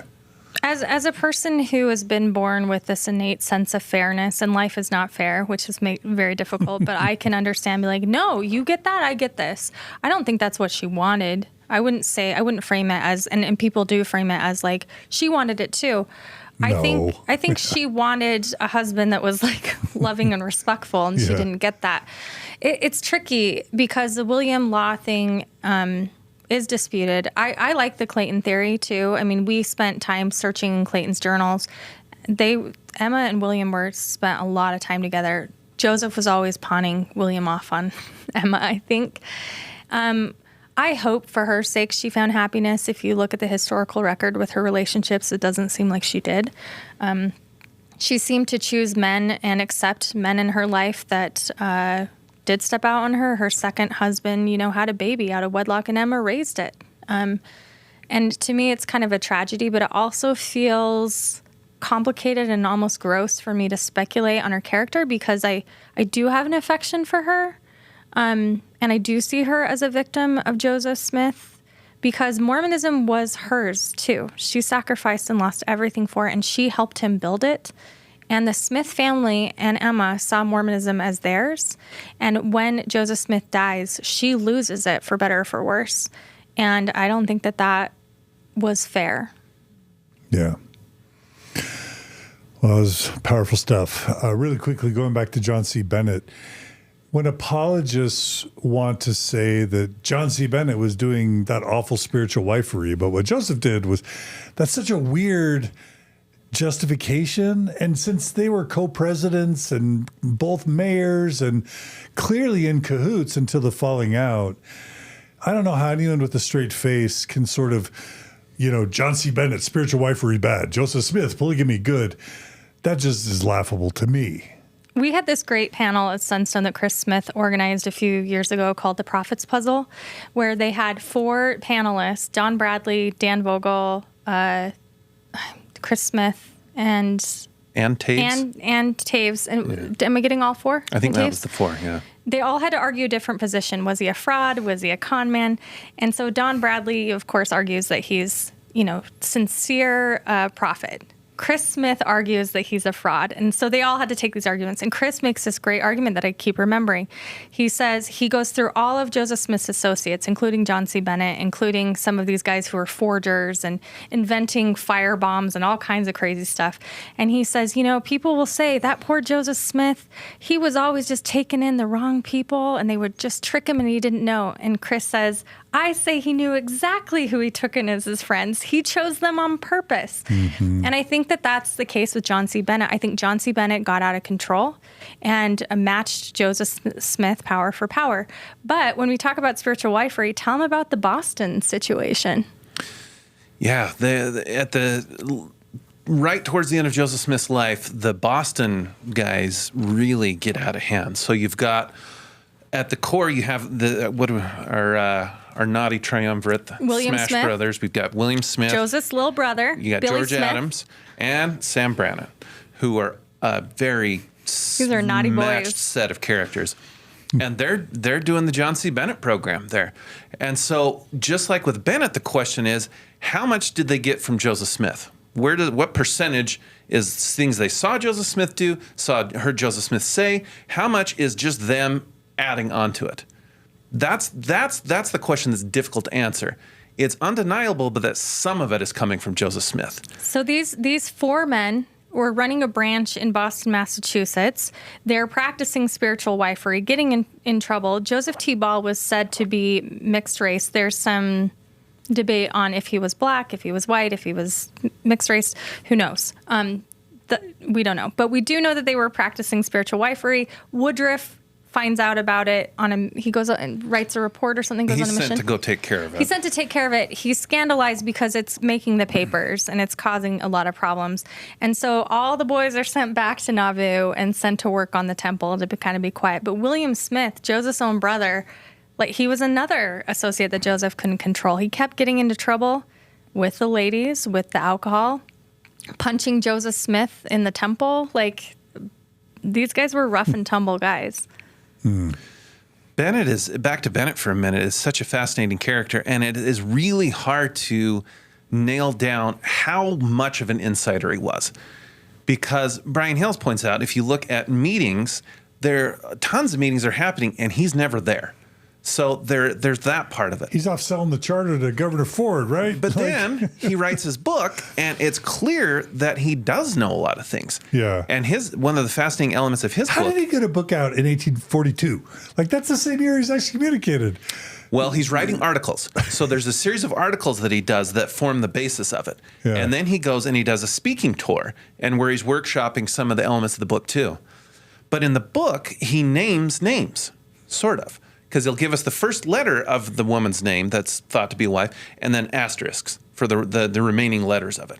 And he clearly knows, because he's naming probably Louisa Beeman, probably Agnes Coolbrith. But then there's a couple that are a little mysterious. We're not exactly sure who he's talking about. So he's a mixed bag. He's clearly there for some. He's clearly not there for some. And then his book, he just adds a whole bunch of craziness. And of course, he did no wrong in his book. Like, it was like, oh. Oh, no. And because he is, like his biographer calls him, this saintly scoundrel, he's just this big enigma. But he did invent ketchup, and we do eat fry sauce. So we're all. The guy that writes the biography comes to it as a food historian for his promotion of tomatoes. And all of a sudden, he discovers this Mormon part of his life and is like, oh, didn't know about that part. Every time you eat fry sauce, you're complicit in the system, people. It's the John C. Bennett program. I love it. All right. Well, so what did we talk about secret codes and language? I just want to point this out, as you can tell with Bryan. This is Bryan's geek moment. Like, he knows secret codes in journals. Just tell him a little bit about it.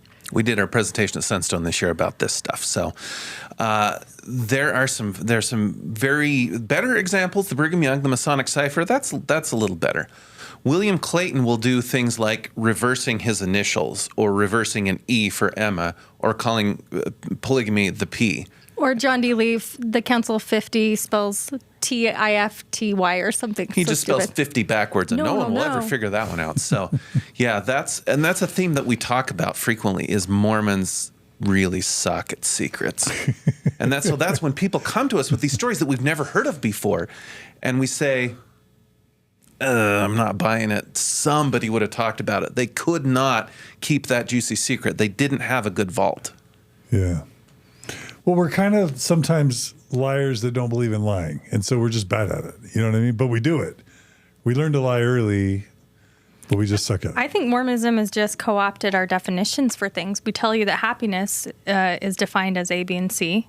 And we tell you that honesty and integrity is A, B, and C. And that's why we break a lot of laws. Mm-hmm. Okay. Well, so we've got here the endowment and other favors. Is that in addition to what we've covered so far?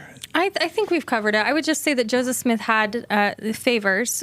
Favors becomes the code word for wives. He would give favors to men who were loyal to him. He would promise them favors, meaning wives. So this happens several times in the documents. I think we talked about this when I interviewed you for your polygamy, but there's this whole, again, just like with John C. Bennett, it's like Joseph Smith good, Warren Jeffs bad.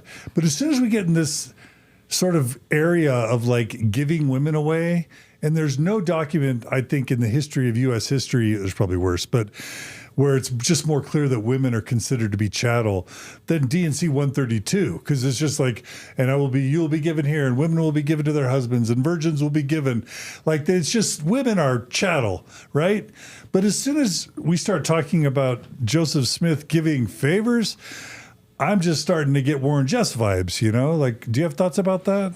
I mean, the story that I always tell is I was at a Mormon History Association panel on the New Council of 50 book, and I had just gotten back from Short Creek and had a pretty rough time hearing some terrible stories about Warren Jeffs.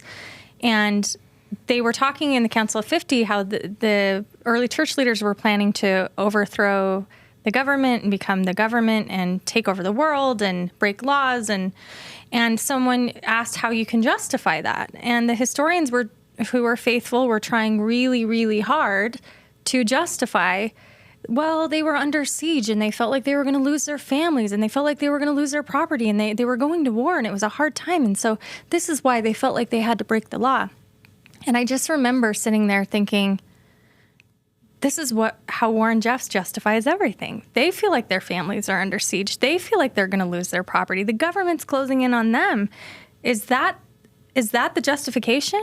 And I remember raising my hand, and a very prominent historian, I won't say who, she rolls her eyes at me when I say, how do you think, fundamentalists are hearing these justifications?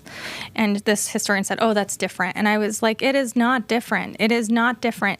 And it's not this idea of, taking history out of context or whatever. There were laws in 1842 and 1843 and 1844. There were morality clauses. This is why it was a secret.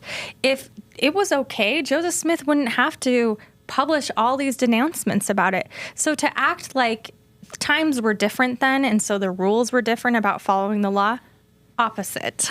They had laws. They had justice. Why do you think the government was closing in on them? Oh, because they had the truth? No, it's because they were voting in block. It's because they were forging. They were forging so much in Nauvoo. Joseph Smith's own guys. They had the bank collapse. Like, they were running things that were getting them into trouble. Does that justify breaking the law? Does that justify taking these women? And if you talk about women as chattel, I would say women are the keys to men in heaven. I mean, in Mormon theology, men get to be gods. Like, that's such a dangerous idea to give human men. Like, I can't think of a more dangerous idea, right? I never got that. I get to be like a side piece to a god. I get to be like a heavenly mother if I'm really good. Well, a goddess. A goddess, but one of many. Yeah. The Eve of this planet. You know what I mean? And so when you think about that, in the temple itself, the endowment, and I know that they have updated it, but the endowment as developed, the sealing as developed at the time, was a sealing of compliance to the women to this. That's what it was. It is there in the text. You are complying to your husband. You're under his power. And yeah, I mean, what is more dismissive of someone's autonomy than that? Yeah. Do you want to say anything to that? And is it fair that was Joseph Smith like, you get this woman? Oh, who's a woman? Okay, wait, I get to decide. Okay, you did a good thing for me. You get Susie. Like, was he doing that kind of assignment? Tell him about the Moons, the Moon sisters. So William Clayton. William Clayton has his eye on this woman, and problem is Joseph Smith also does. And he tells him that I've had a revelation that only two of a family can be married to one man. And this changes, by the way, but all of a sudden the Lord tells him right then it's two. It's only two. So yeah, and there would be, he would run cover sometimes and so we mentioned this earlier, but there will be these contemporaries of these women who are trying to have a normal relationship with them that get shut down and told explicitly, nope, sorry, you got to go elsewhere. I don't care if you're in love with her, you're out of luck. The problem with spiritual wifery, it wasn't authorized by Joseph Smith. That's it. Like, Right.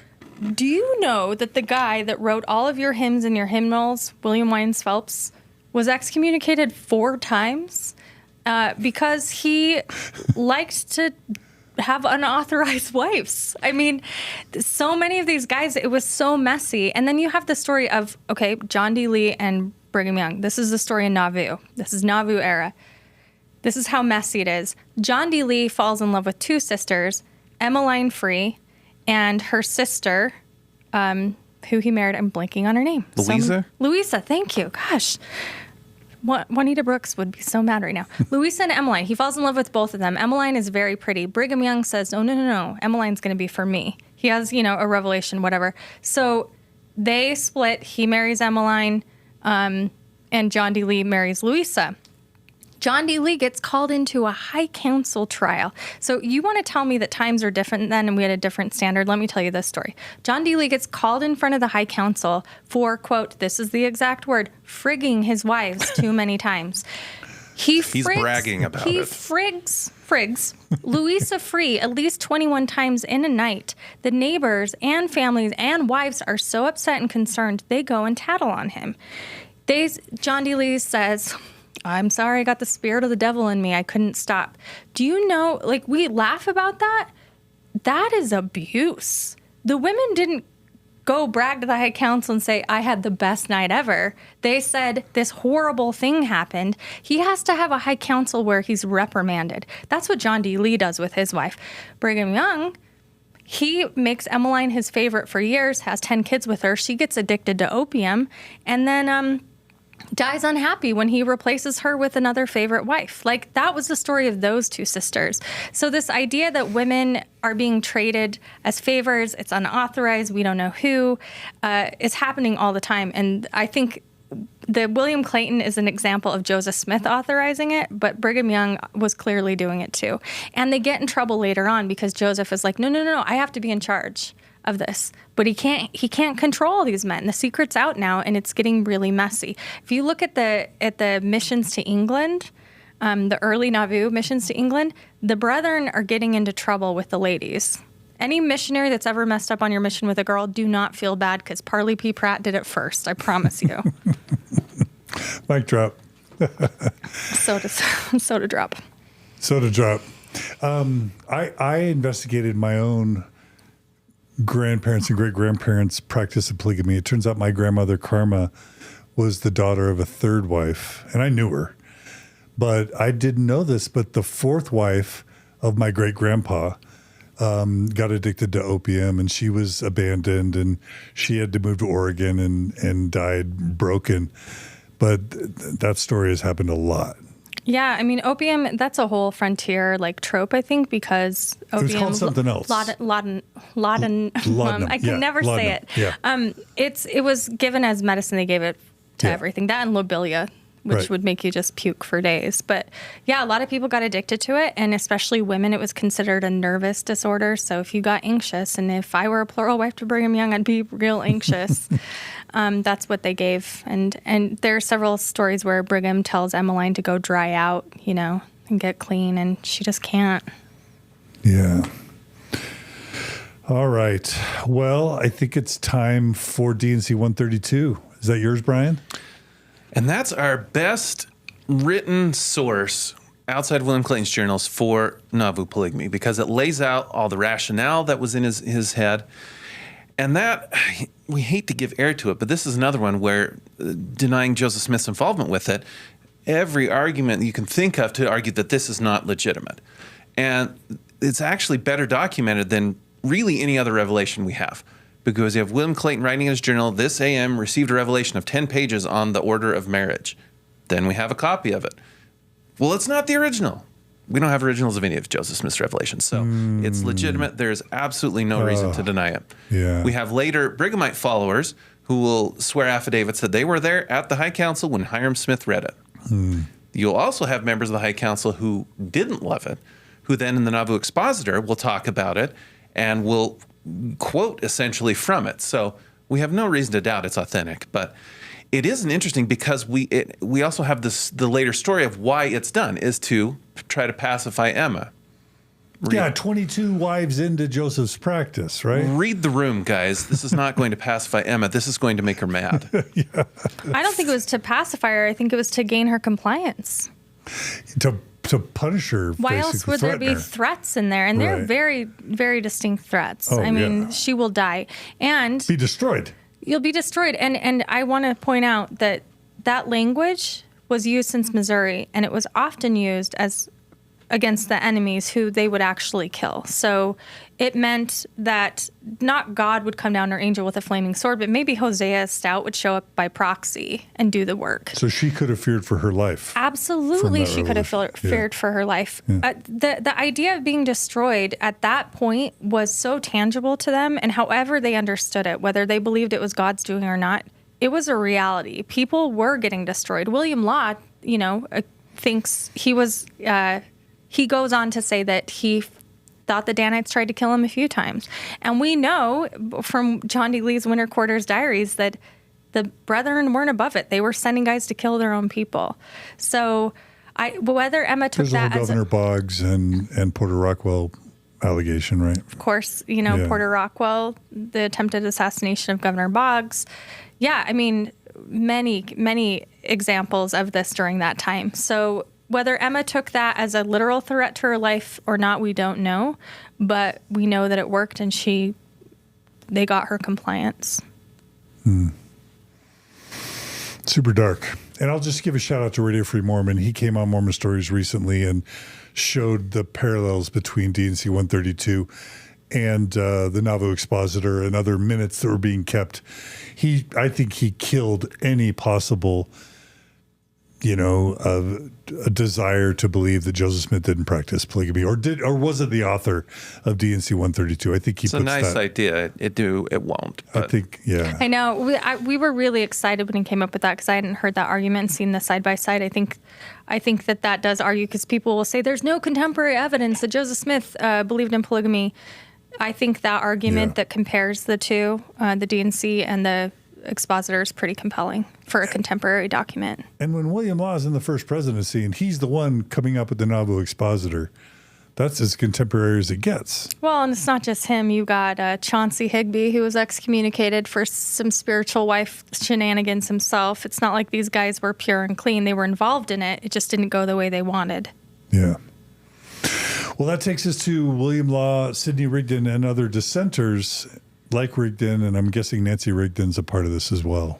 Yeah, so I just wanted to bring that up because Sidney Rigdon, I didn't pay a lot of attention to. He never was really interesting to me for a long time until we started our podcast.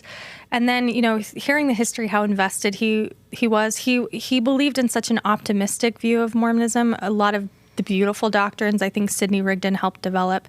And after, of course, he's tarred and feathered. He has his head injury. It's said after that he would revelate with Joseph Smith. It might be a psychedelic. I like that theory. I think it's interesting. But that him and Joseph would lay in a room and they would revelate and be like, "Can you see the heavens?" "Yeah, I can see the heavens." Sidney starts getting headaches. He starts getting sicker. He starts having more episodes. And by this point in Nauvoo, he's losing power, but he still has a prestige. Everyone still saw it as his church. So Joseph has a problem. He has a problem that he has to convince Sidney to either get on board with this new direction of Mormonism or, discredit him. And of course, when he approaches Sidney's daughter, she says no Nancy, thanks. right? Nancy. She goes and tells her father, and of course, he's like, "Oh, shucks, Joseph, no, he couldn't do that." And he tries to talk him out of it and keep it quiet and defend Joseph. And Nancy is insistent, and I actually love her defense because you have to imagine the power dynamics of her in this room. She's this young girl. Her father, her whole world is there saying, "This didn't happen, right? This didn't happen." And she said, "Yes, it did, and I'm not backing down." The courage that must have taken is pretty remarkable, and I don't think she gets enough credit for it. But what happens is that Sidney's whole family pays for it. Nancy, rumors get spread all over town. She is slut-shamed completely. Sidney starts to lose, I think he was working the mail contract at the time. They give it to Emma Smith. Sidney, they start saying horrible things about Sidney, and this is probably why Sidney doesn't get any power after Joseph Smith's death during the succession crisis, because Joseph runs a very successful smear campaign against Sidney. With William Law and the expositor folks, we know how that goes. They're people that were loyal to Joseph, for better or worse, become disenfranchised with the way Mormonism is going. There were a lot of reasons. Polygamy was one of them. They published the Nauvoo Expositor.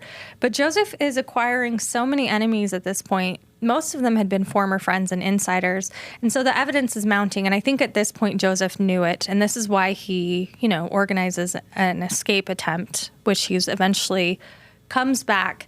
But I think it's because the writing was on the wall. He'd gone too far when he started going for not just, this is the sad part. It wasn't enough to go after the wives and the daughters of his friends. It was when he came after their money and their businesses that it really got serious. Mm-hmm. Do you want to say anything about the dissenters? The old Higbee brothers and their shenanigans? Yeah, there's so many that the Fosters. They had been in these positions, and they just,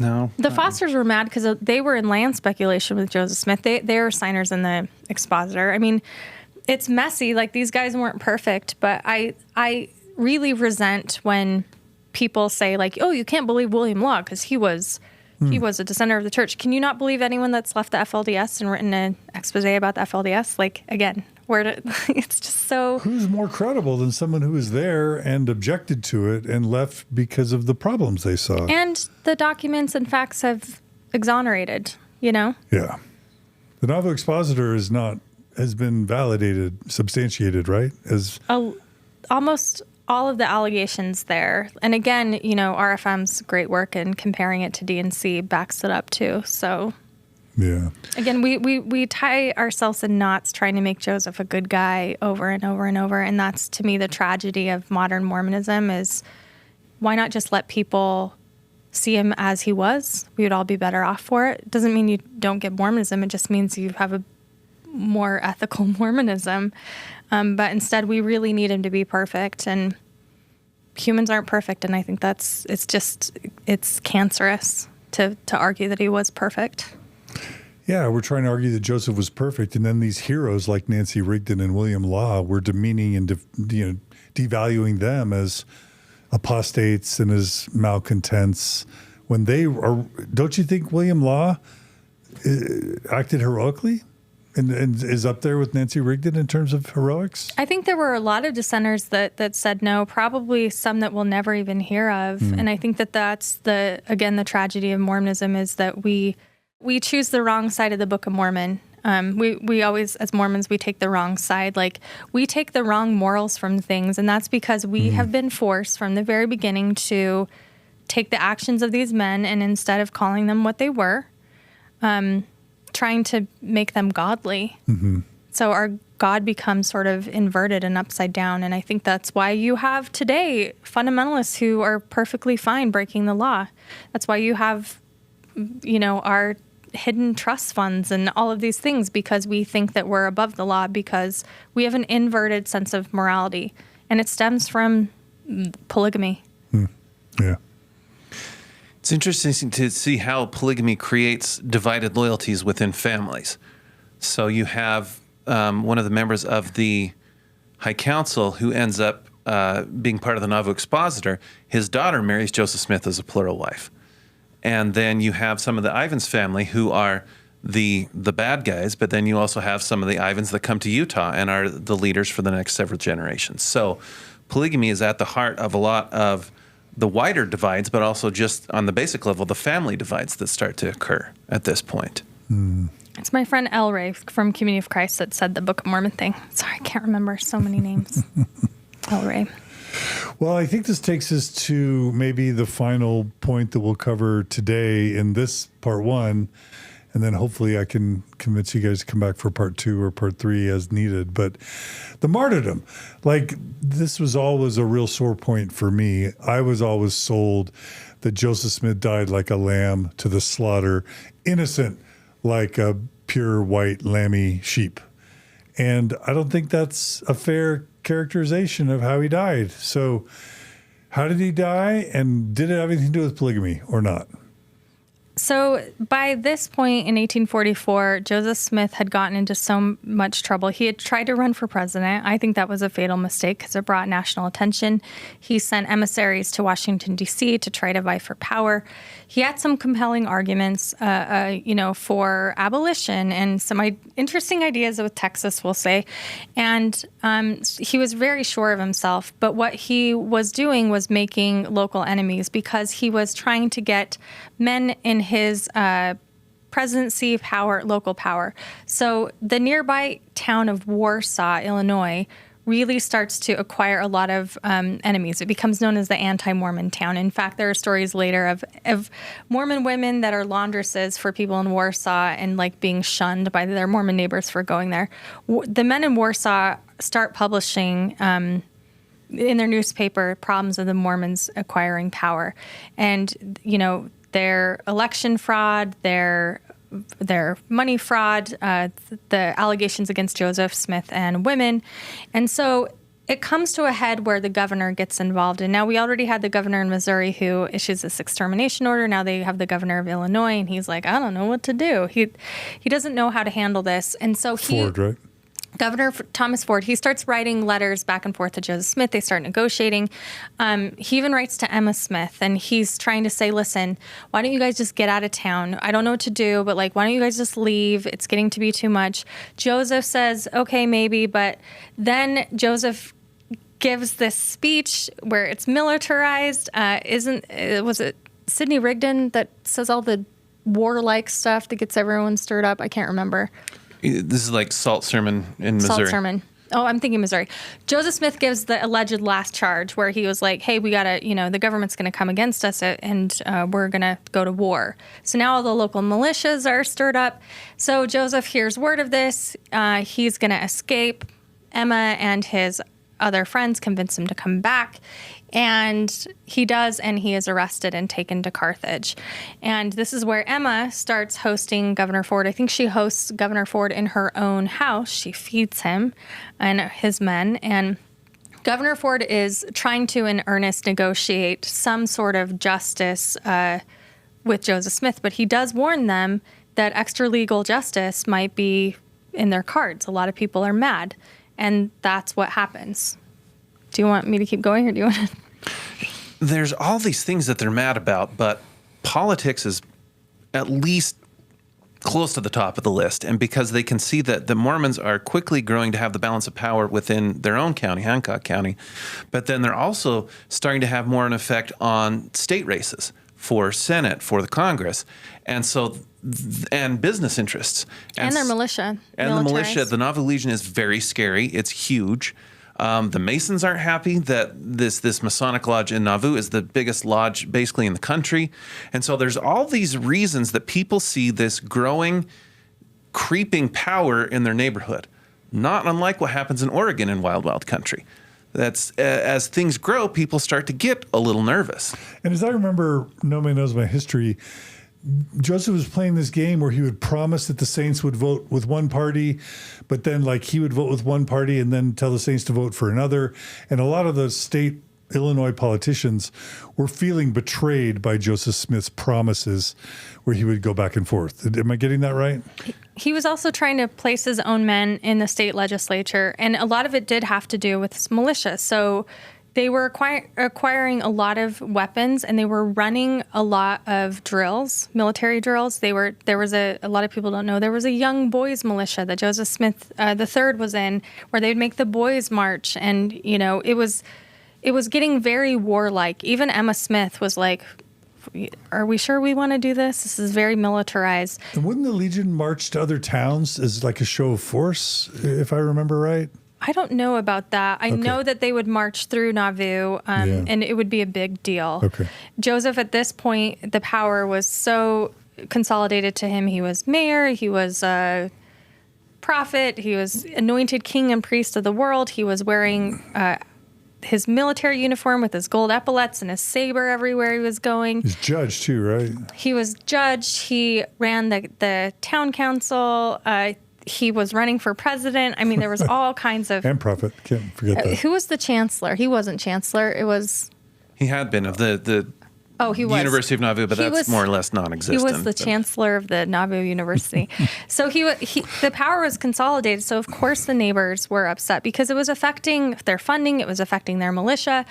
And Joseph Smith, was making threats. There were still conflicts between some of his secret police going into these other towns, accusations of things happening. And so he's arrested, and... We forgot being crowned king of the world. I think we forgot that. Yeah, secret anointing king of all the world. So... And did we mention the destruction of the Nauvoo Expositor Printing Press? Oh, no. Go for it. Do it. That was a little something, right? So towards the end, it's William Law and others are really not happy with the direction that Nauvoo is going. And so their choice is, let's turn to the power of the printing press and create the Nauvoo Expositor. Wait, and really quick, William Law had tried to reason with Joseph several times. He went in for an excommunication, then a reinstatement. So he had tried multiple ways before this. And then Joseph starts referring to a Brutus within our ranks, and William Law is not super curious about who he's referring to, and he's getting concerned, and so they create the Expositor, which has very explosive allegations. This is the first time that someone in Nauvoo is printing the idea of polygamy, really. And so there is this very heated city council meeting where they say, what are we going to do? And the legal precedent, they think, gives them the right to destroy the printing press. That does not go well in early America. This is a very, very bad idea. And that, of any specific incident, that is what creates the chaos in Nauvoo towards the end. Because as a result, he then declares martial law, and people around are like, whoa, you can't go in and destroy the press and then declare martial law because you don't like the results of it. This is un-American, this is undemocratic, and that is what really Thomas Sharp down the river in the Warsaw Signal is incensed at this. Yeah. If legal scholar and lawyer Dallin H. Oaks is to be believed, he's written a legal defense on why it might have been okay and legal for them to burn the printing press. So if you want to hear the other side, you can look that up. And sometimes something might be technically legal and still not a good idea. Read the room, Mormons. This is not going to go well at that point in America. Yeah. And I don't think we've mentioned polygamy yet in all of this in terms of his ultimate martyrdom and undoing, or did we? I mean, polygamy is the undertone everywhere. I mean, at this point, I like to say, and it's kind of a joke, but it kind of not, like Joseph Smith was like the Britney Spears of this time period in the sense that tabloids loved this guy. Like he was making national news at this point. People would come into town just to see this weirdo, right? Like this is the guy. And sometimes people would like him, sometimes people wouldn't. Polygamy was the thing that really fueled that. He had all these allegations against all of these women, and now I will give faithful apologists this. There are stories of Joseph Smith going in and kidnapping young girls and stealing them away. Like the anti-Mormon literature really starts to amplify this. So, there are some exaggerated stories about Joseph Smith and his behavior towards women. But that was the idea. And you got to think of it now. Again, if a group of religious people that you didn't believe their religion came into your town, started taking all the political power, voting in bloc, and having problems with women, you'd be upset and concerned about it too. Did the mob handle it? Did the Warsaw folks handle it well? Probably not. I mean, they created a martyr is what they did. What I would have liked to see is Joseph Smith go through the legal process and just become a sad old man sitting in jail. That would have taken out a lot of the wind out of the sails, but it created a martyr, and I think Joseph's behavior helped do that. But polygamy is the underpinnings to all of this. I mean, Joseph Smith would have acquired power voting in bloc, but I think you could also argue that he might not have been successful in acquiring such loyalty and power if he hadn't created these dynastic ceilings to all these women. It is interesting that toward the end of his life, polygamy does recede in the background somewhat. Because throughout the history of polygamy, Mormons keep thinking that the bare reasonableness of polygamy will convince anyone. And so when Hiram takes the revelation to the High Council to read it to them, the thought is, oh, they'll all see the logic. They'll be like, oh, yes, this makes total sense. And for some of them it does, but for some of them it absolutely does not. Like Brigham Young, he desired the grave when he heard about it. One source says that. Another source says that lasted for about 2 minutes, and then he felt light as the air. But after that, it does calm down. And it seems like Joseph Smith realizes maybe downplay the polygamy a little bit. And after that point, he marries I think it's 1 or 2 wives after that point, and that's it. But he doesn't have time. Life gets very chaotic after that. I mean, you don't have time. You have 30 plus women at this point. You're running from the law. You are mayor, chancellor of a university. That takes a lot of work. So I think that's part of it. It was just pure chaos by this point, and his paranoia is out of control. He thinks Emma's trying to poison him. He thinks William Law is trying to poison him. William Law thinks Joseph is trying to poison him. Everyone's trying to poison everybody. And then they die in Carthage. Yeah. The end. Yeah, and then he dies. When you think about and I know that historians and academics don't like to use the cult word, and so I'll acknowledge that we need to be thoughtful and careful about how we even introduce the word. But when you think about kind of like the most famous or historic or infamous cults of the 20th century, it's like Heaven's Gate with all the people dying. It's David Koresh in Waco where everything goes up in a ball of flames. And you think of Jim Jones and the People's Temple of Guyana. It's like certainly Joseph brought it to the precipice of Mormonism ending up in some sort of catastrophic death fireball spiral. And it seems like just a couple of things could have happened differently, and Mormonism could have been up there with Koresh and with Jim Jones and with Marshall Applewhite. Is that fair to say? I mean, I think that the sad part for me is you think about some average family in the 4th Ward of Nauvoo that like came over from England looking for a better life, and they're just woodcutters or potters, like Heber Kimball, and they're just living their life. And we're not polygamous. Read the papers. Our Times and Seasons says we're not polygamous. We're being persecuted. Like, what is life like for them? They're paying the price for Joseph Smith's sins. And that's the frustration I have with Joseph Smith, the ego of it, the hubris of it, that you're making these innocent people who trust you pay for your mistakes. And they are mistakes. Joseph, let's say you believe in polygamy, you don't think that's a mistake. Well, what about the Kirtland Safety Society? What about the forgeries? What about the voting in blocks? What about the countless tactical errors he made on even planning the city? Like, people had to pay for those things. And to me, that says that his power was unchecked. It was dangerous. So call it whatever you want to call it. It certainly fits patterns. Again, if you see modern fundamentalists, Mormon sects that have gone awry, who are trying to restore the Restoration and restore Joseph Smith and follow exactly his writings, it's not good. It's not good. It's not. It's breaking the law, and that's why there's so many problems with it. So to say it was a different time and it was just misunderstood and persecuted for the church, that's not the truth either. So fine, you don't like the cult word, but then get away from the persecution word too, because those two are not, complete labels. Yeah. Well, and your comment about if things had gone just a little differently, as much as Mormons, the dark cloud of Carthage, that was probably the best thing that could have happened for Mormonism generally. Absolutely. Like because you said, if David Koresh leaves the compound there at Waco and is jailed somewhere else, right, and is killed there or whatever, that story turns out very differently. If Joseph Smith holds up in Nauvoo and refuses to leave, Nauvoo probably glows up in flames too. Yeah. So him going to Carthage was the best option. And we call this Buchanan's Law, and I really want this to take off, so everyone just use it, Buchanan's Law, even though I'm the one that always does it. It's whenever you bring up Joseph Smith and Warren Jeffs, it's called Buchanan's Law, named after Bryan Buchanan.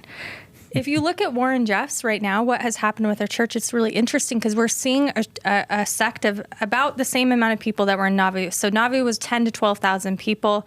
FLDS, same numbers. It's interesting to watch that church crumble in real time. They arrested Warren Jeffs. He's been in prison now for over a decade. And to see what is happening to the church, he's tried to make himself a martyr for many years, and for many of its family, it's worked. He's this pious man who is just being persecuted by the government. But the church is falling apart. People are wising up, not as fast as I would like. There are still a lot of tragic things happening within that community. But really, it's losing all the air because there's not a martyr for it. You've got new guys cropping up, like Samuel Bateman, who are trying to be these new leaders. But it doesn't have the same impact as if Warren Jeffs had been, like a lamb to the slaughter or whatever story. And he's trying, you see him trying to do that because a martyr does codify that. And so that's the tricky part in how we deal with these things, because Joseph Smith was clearly breaking the law and creating, I think, a lot of criminal behaviors and deserved to be held accountable for that.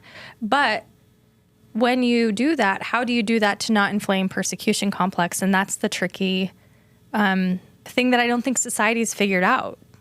Yeah. Well, I just remember when I was really starting to learn the history, this is just 15, 20 years ago, and simultaneously I see the Going Clear documentary about L. Ron Hubbard and David Miscavige. And again, I've learned about Jim Jones and Keith Raniere and David Koresh and Bhagwan Sri Rajneesh and Warren Jeffs. I think at some point someone's got to write. I want some faithful. I remember when the cult word started coming up, and I'm not beating on this drum. I just remember when that word came up, it was just like, no, you don't use that word. Joseph Smith's in a totally different category.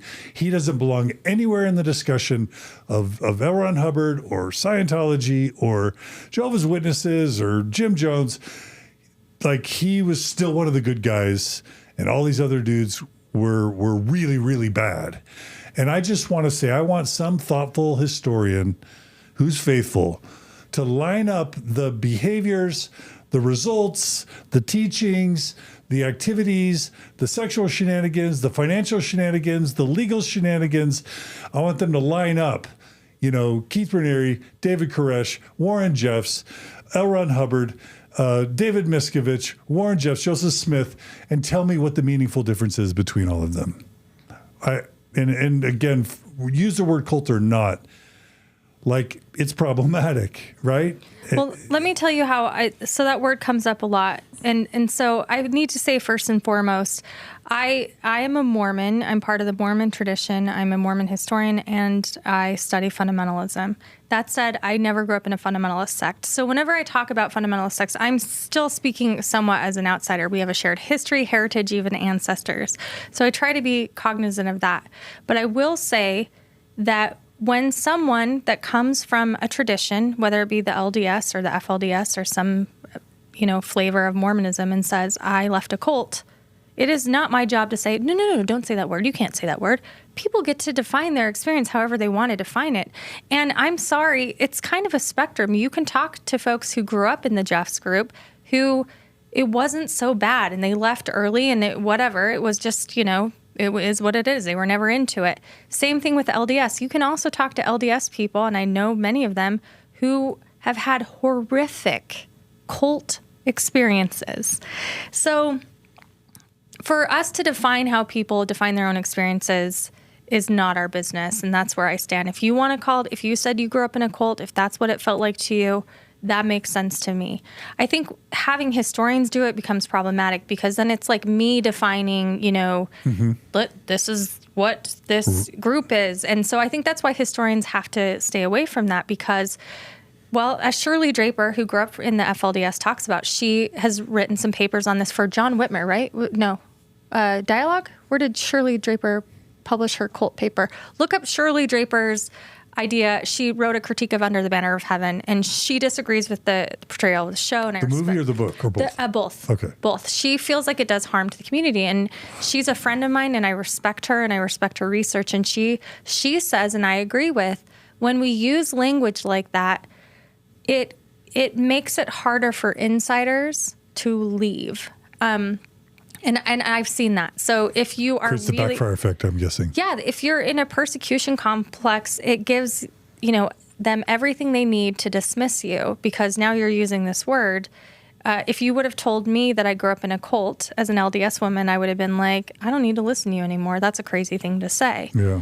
So I think it's a nuanced discussion. There's not a good answer to it. But I think certainly Joseph Smith followed patterns that we see now in an organization and how he accrued power and how he administered power and how he punished dissenters. And so for me, I think that there are a lot of similarities. So I don't mind anymore. I used to shy away from comparing him to Warren Jeffs because people would be like, oh, he's not the same at all. And it's true. Joseph Smith did not do Warren Jeffs has done some unspeakable things to children and to families that Joseph Smith never did. And so the comparisons don't work there, but they work for a lot of things. And by design, Warren Jeffs is literally taking his words and trying to recreate them. So I think people need to be a little kinder in that discussion instead of pointing fingers and say, you can't use that word or you should use that word. It's complicated. These are painful systems. And as we talked about with even the plural wives, to call it rape is complicated because not all experiences are created equal, and not all how people process their experiences are created equal. So it's hard to label it, and yet it's also hard to have conversations where you don't label it. So I just think there needs to be so much more compassion in these discussions rather than judgment.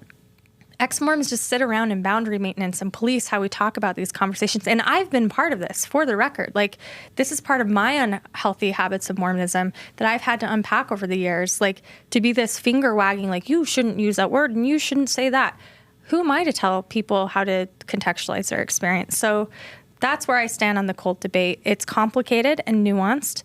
Context is important. Where we situate is important.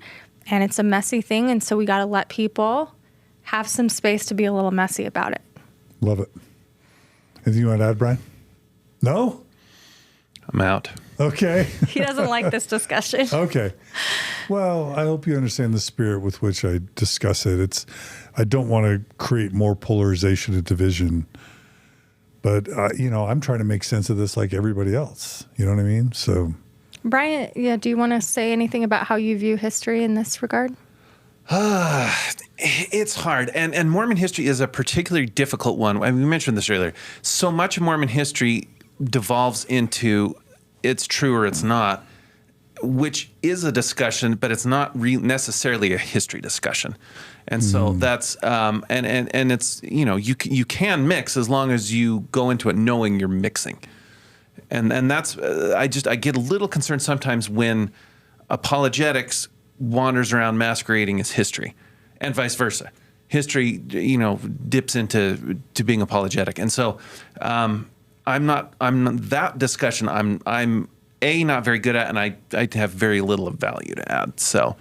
And that's what's hard. So on our podcast, I've said I've said what I really feel here, and I try to be open about my biases so people can discuss. But when we're talking history, we don't speculate about this kind of stuff. We tell you the stories, and sometimes we'll, editorialize. But I do think, as historians, it's important for people to go with the evidence that they have, tell the story that they have, and let people do what they will with it. And that's what we try to do.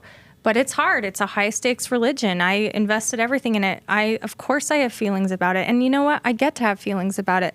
What I don't get to do is hold my feelings up as truth. That's a very Mormon thing. We think if we feel it, it must be true.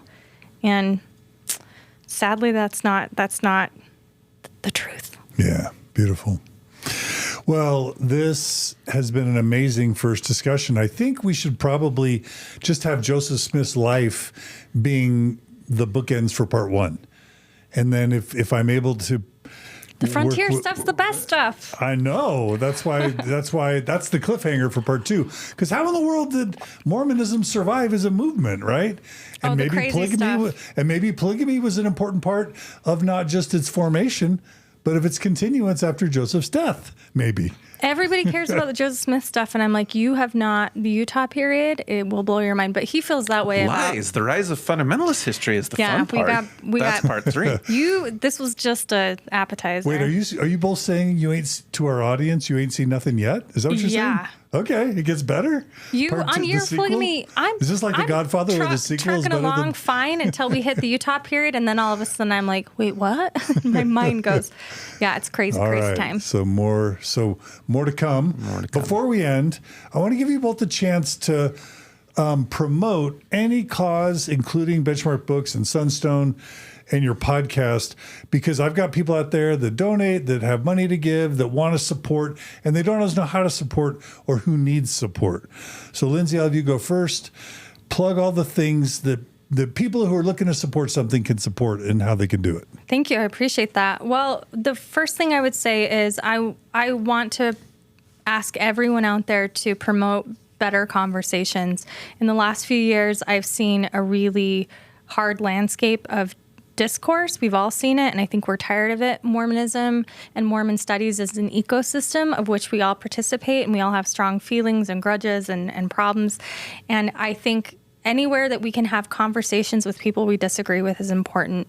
We have to stretch ourselves past our comfort zones, reach into this sort of a polemic space and be better and have better manners. So that's my first thing. If you're going to do that, talk about these things. I know they're painful and they're high stakes, but let's try to hold space for people. We try to do that at Sunstone. So if that sounds good to you, you can support us. We have the Sunstone Mormon History podcast. Bryan and I put so much time into it. We spend all day long going to the archives. We're not just reading articles. We are doing archival research. We need your support. It's important that we tell a history that's as complete as possible. How do people donate to Sunstone Podcast? You can go to sunstone.org and leave a donation. That helps us. Can they become like a monthly donor? We have recurring donations always help, and you can earmark it for for the podcast, and just listen, give it a chance. Listen to a history that is in depth and complicated and complex. I think that helps us all. And Year of Polygamy, of course, I still put stuff out. I just redid the site. I've been putting it on servers. It's a lot. Like, I'm a single mom. I hate to give the pity party card, but it's hard. It's hard being a single mom, doing all this stuff on my own, figuring it out, and trying to run this website. I don't know what I'm doing, as people can see with the tech issues of Year of Polygamy. So thank you to all the people who've supported me over the years. So can people donate to Year of Polygamy? You still can donate to Year of Polygamy. So I would say that. And if you want to help fundamentalists, I always say Cherish Families is the organization. Shirley Draper runs it. She's on the ground, and she does a lot of good work there. Holding Out Help is another organization that helps people that are getting out of the FLDS. So there are some good organizations there. I'm trying to think of anything else that's really good, but really give your money to those causes, help people doing that. But if you want to help me personally, help Sunstone or Year of Polygamy, because that's where I spend a lot of my time. And Sunstone does events, not just the summer symposium, but aren't there some regional events? Yeah, we have an event coming up in the UK. We do that every year. We have a great UK group. Samantha just texted me, John, you won't believe. And you came to our first two. I've come to two. And one in Canada. John helped us start our first Sunstone group in the UK, and then came the second time. And it's that group. There's nobody like them. Amazing. I mean, anyone can go to the UK. If you want to go to a fun group of Mormons, go to the UK Sunstone. We have events. Brian and I are going to be doing a few podcast events. We're looking at one to tour Idaho. This story of Idaho Mormonism is crazy. Wow. We're going to do one in Nauvoo coming up, where you can stay in the the Nauvoo house with us and tour Nauvoo. So you can find all of that on our website at sunstone.org. And of course, Stephen Carter, our magazine editor, has a podcast as well, where they're much more thoughtful in their discussion on Mormon issues, social issues, not just history. And so that you can find that at sunstone.org as well. Beautiful. All right. Support all those things. And Brian, how can people support you and also Benchmark Books? Read books, all these historians we've been talking about. So I wanted to mention a few of the books that are useful to us, that are helpful to people. So there's a one-volume overview called Mormon Polygamy by Richard Van Wagner that's excellent. Another one that's more recent called American Polygamy by Craig Foster and Marianne Watson. But then you have Todd Compton's classic, In Sacred Loneliness, the biographies of all these women. Absolutely fantastic. A House Full of Females, Laurel Thatcher Ulrich, excellent. The 3-volume series, Persistence of Polygamy, edited by our friends Newell Bringhurst and Craig Foster. Excellent work in that. Brian Hale's trilogy, Joseph Smith's Polygamy. There's so much. And then you also have biographies of some of the individuals. Mormon Enigma, one of our favorite books. So there's a lot. If people are interested in more general topics, more specific studies of things, there's a lot. So come by the store here. Didn't George Smith put out something? Nauvoo Polygamy. George's Nauvoo Polygamy. Did you already mention that? No. Yep. That's got a great chart of all the wives. The chart in the back is fantastic. Yeah. Every known Nauvoo era polygamist is in there. So tell them about your book, Brian. Which one? Either one. The ones that you've helped edit. Brian, by the way, edits books and doesn't ever tell me about it. He's done one on theology and the one that you just did for Mormon Stories. I did. I edited a collection on theological topics, which is a little outside of my normal, but called Continuing Revelation, that published by Signature Books. And then when we came on with Gary and talked about his Justice and Mercy, that's a fantastic study of some interesting folks. So. Brian is the most unassuming person ever. One day he sends me a picture of him holding this cute little baby, and I'm like, that's a cute baby. Turns out Brian had a baby. No one told us Brian had a baby. Brian writes books. Support him at Benchmark Books. Tell him about your nerd project, your transcription. I'm constantly transcribing things. So a project that we have pitched on the podcast. We've got some traction, but we could use some more folks. There was a woman during the Leonard Arrington years named Edith Romney who spent her life largely as a volunteer transcribing thousands of pages of documents that otherwise are just in the originals.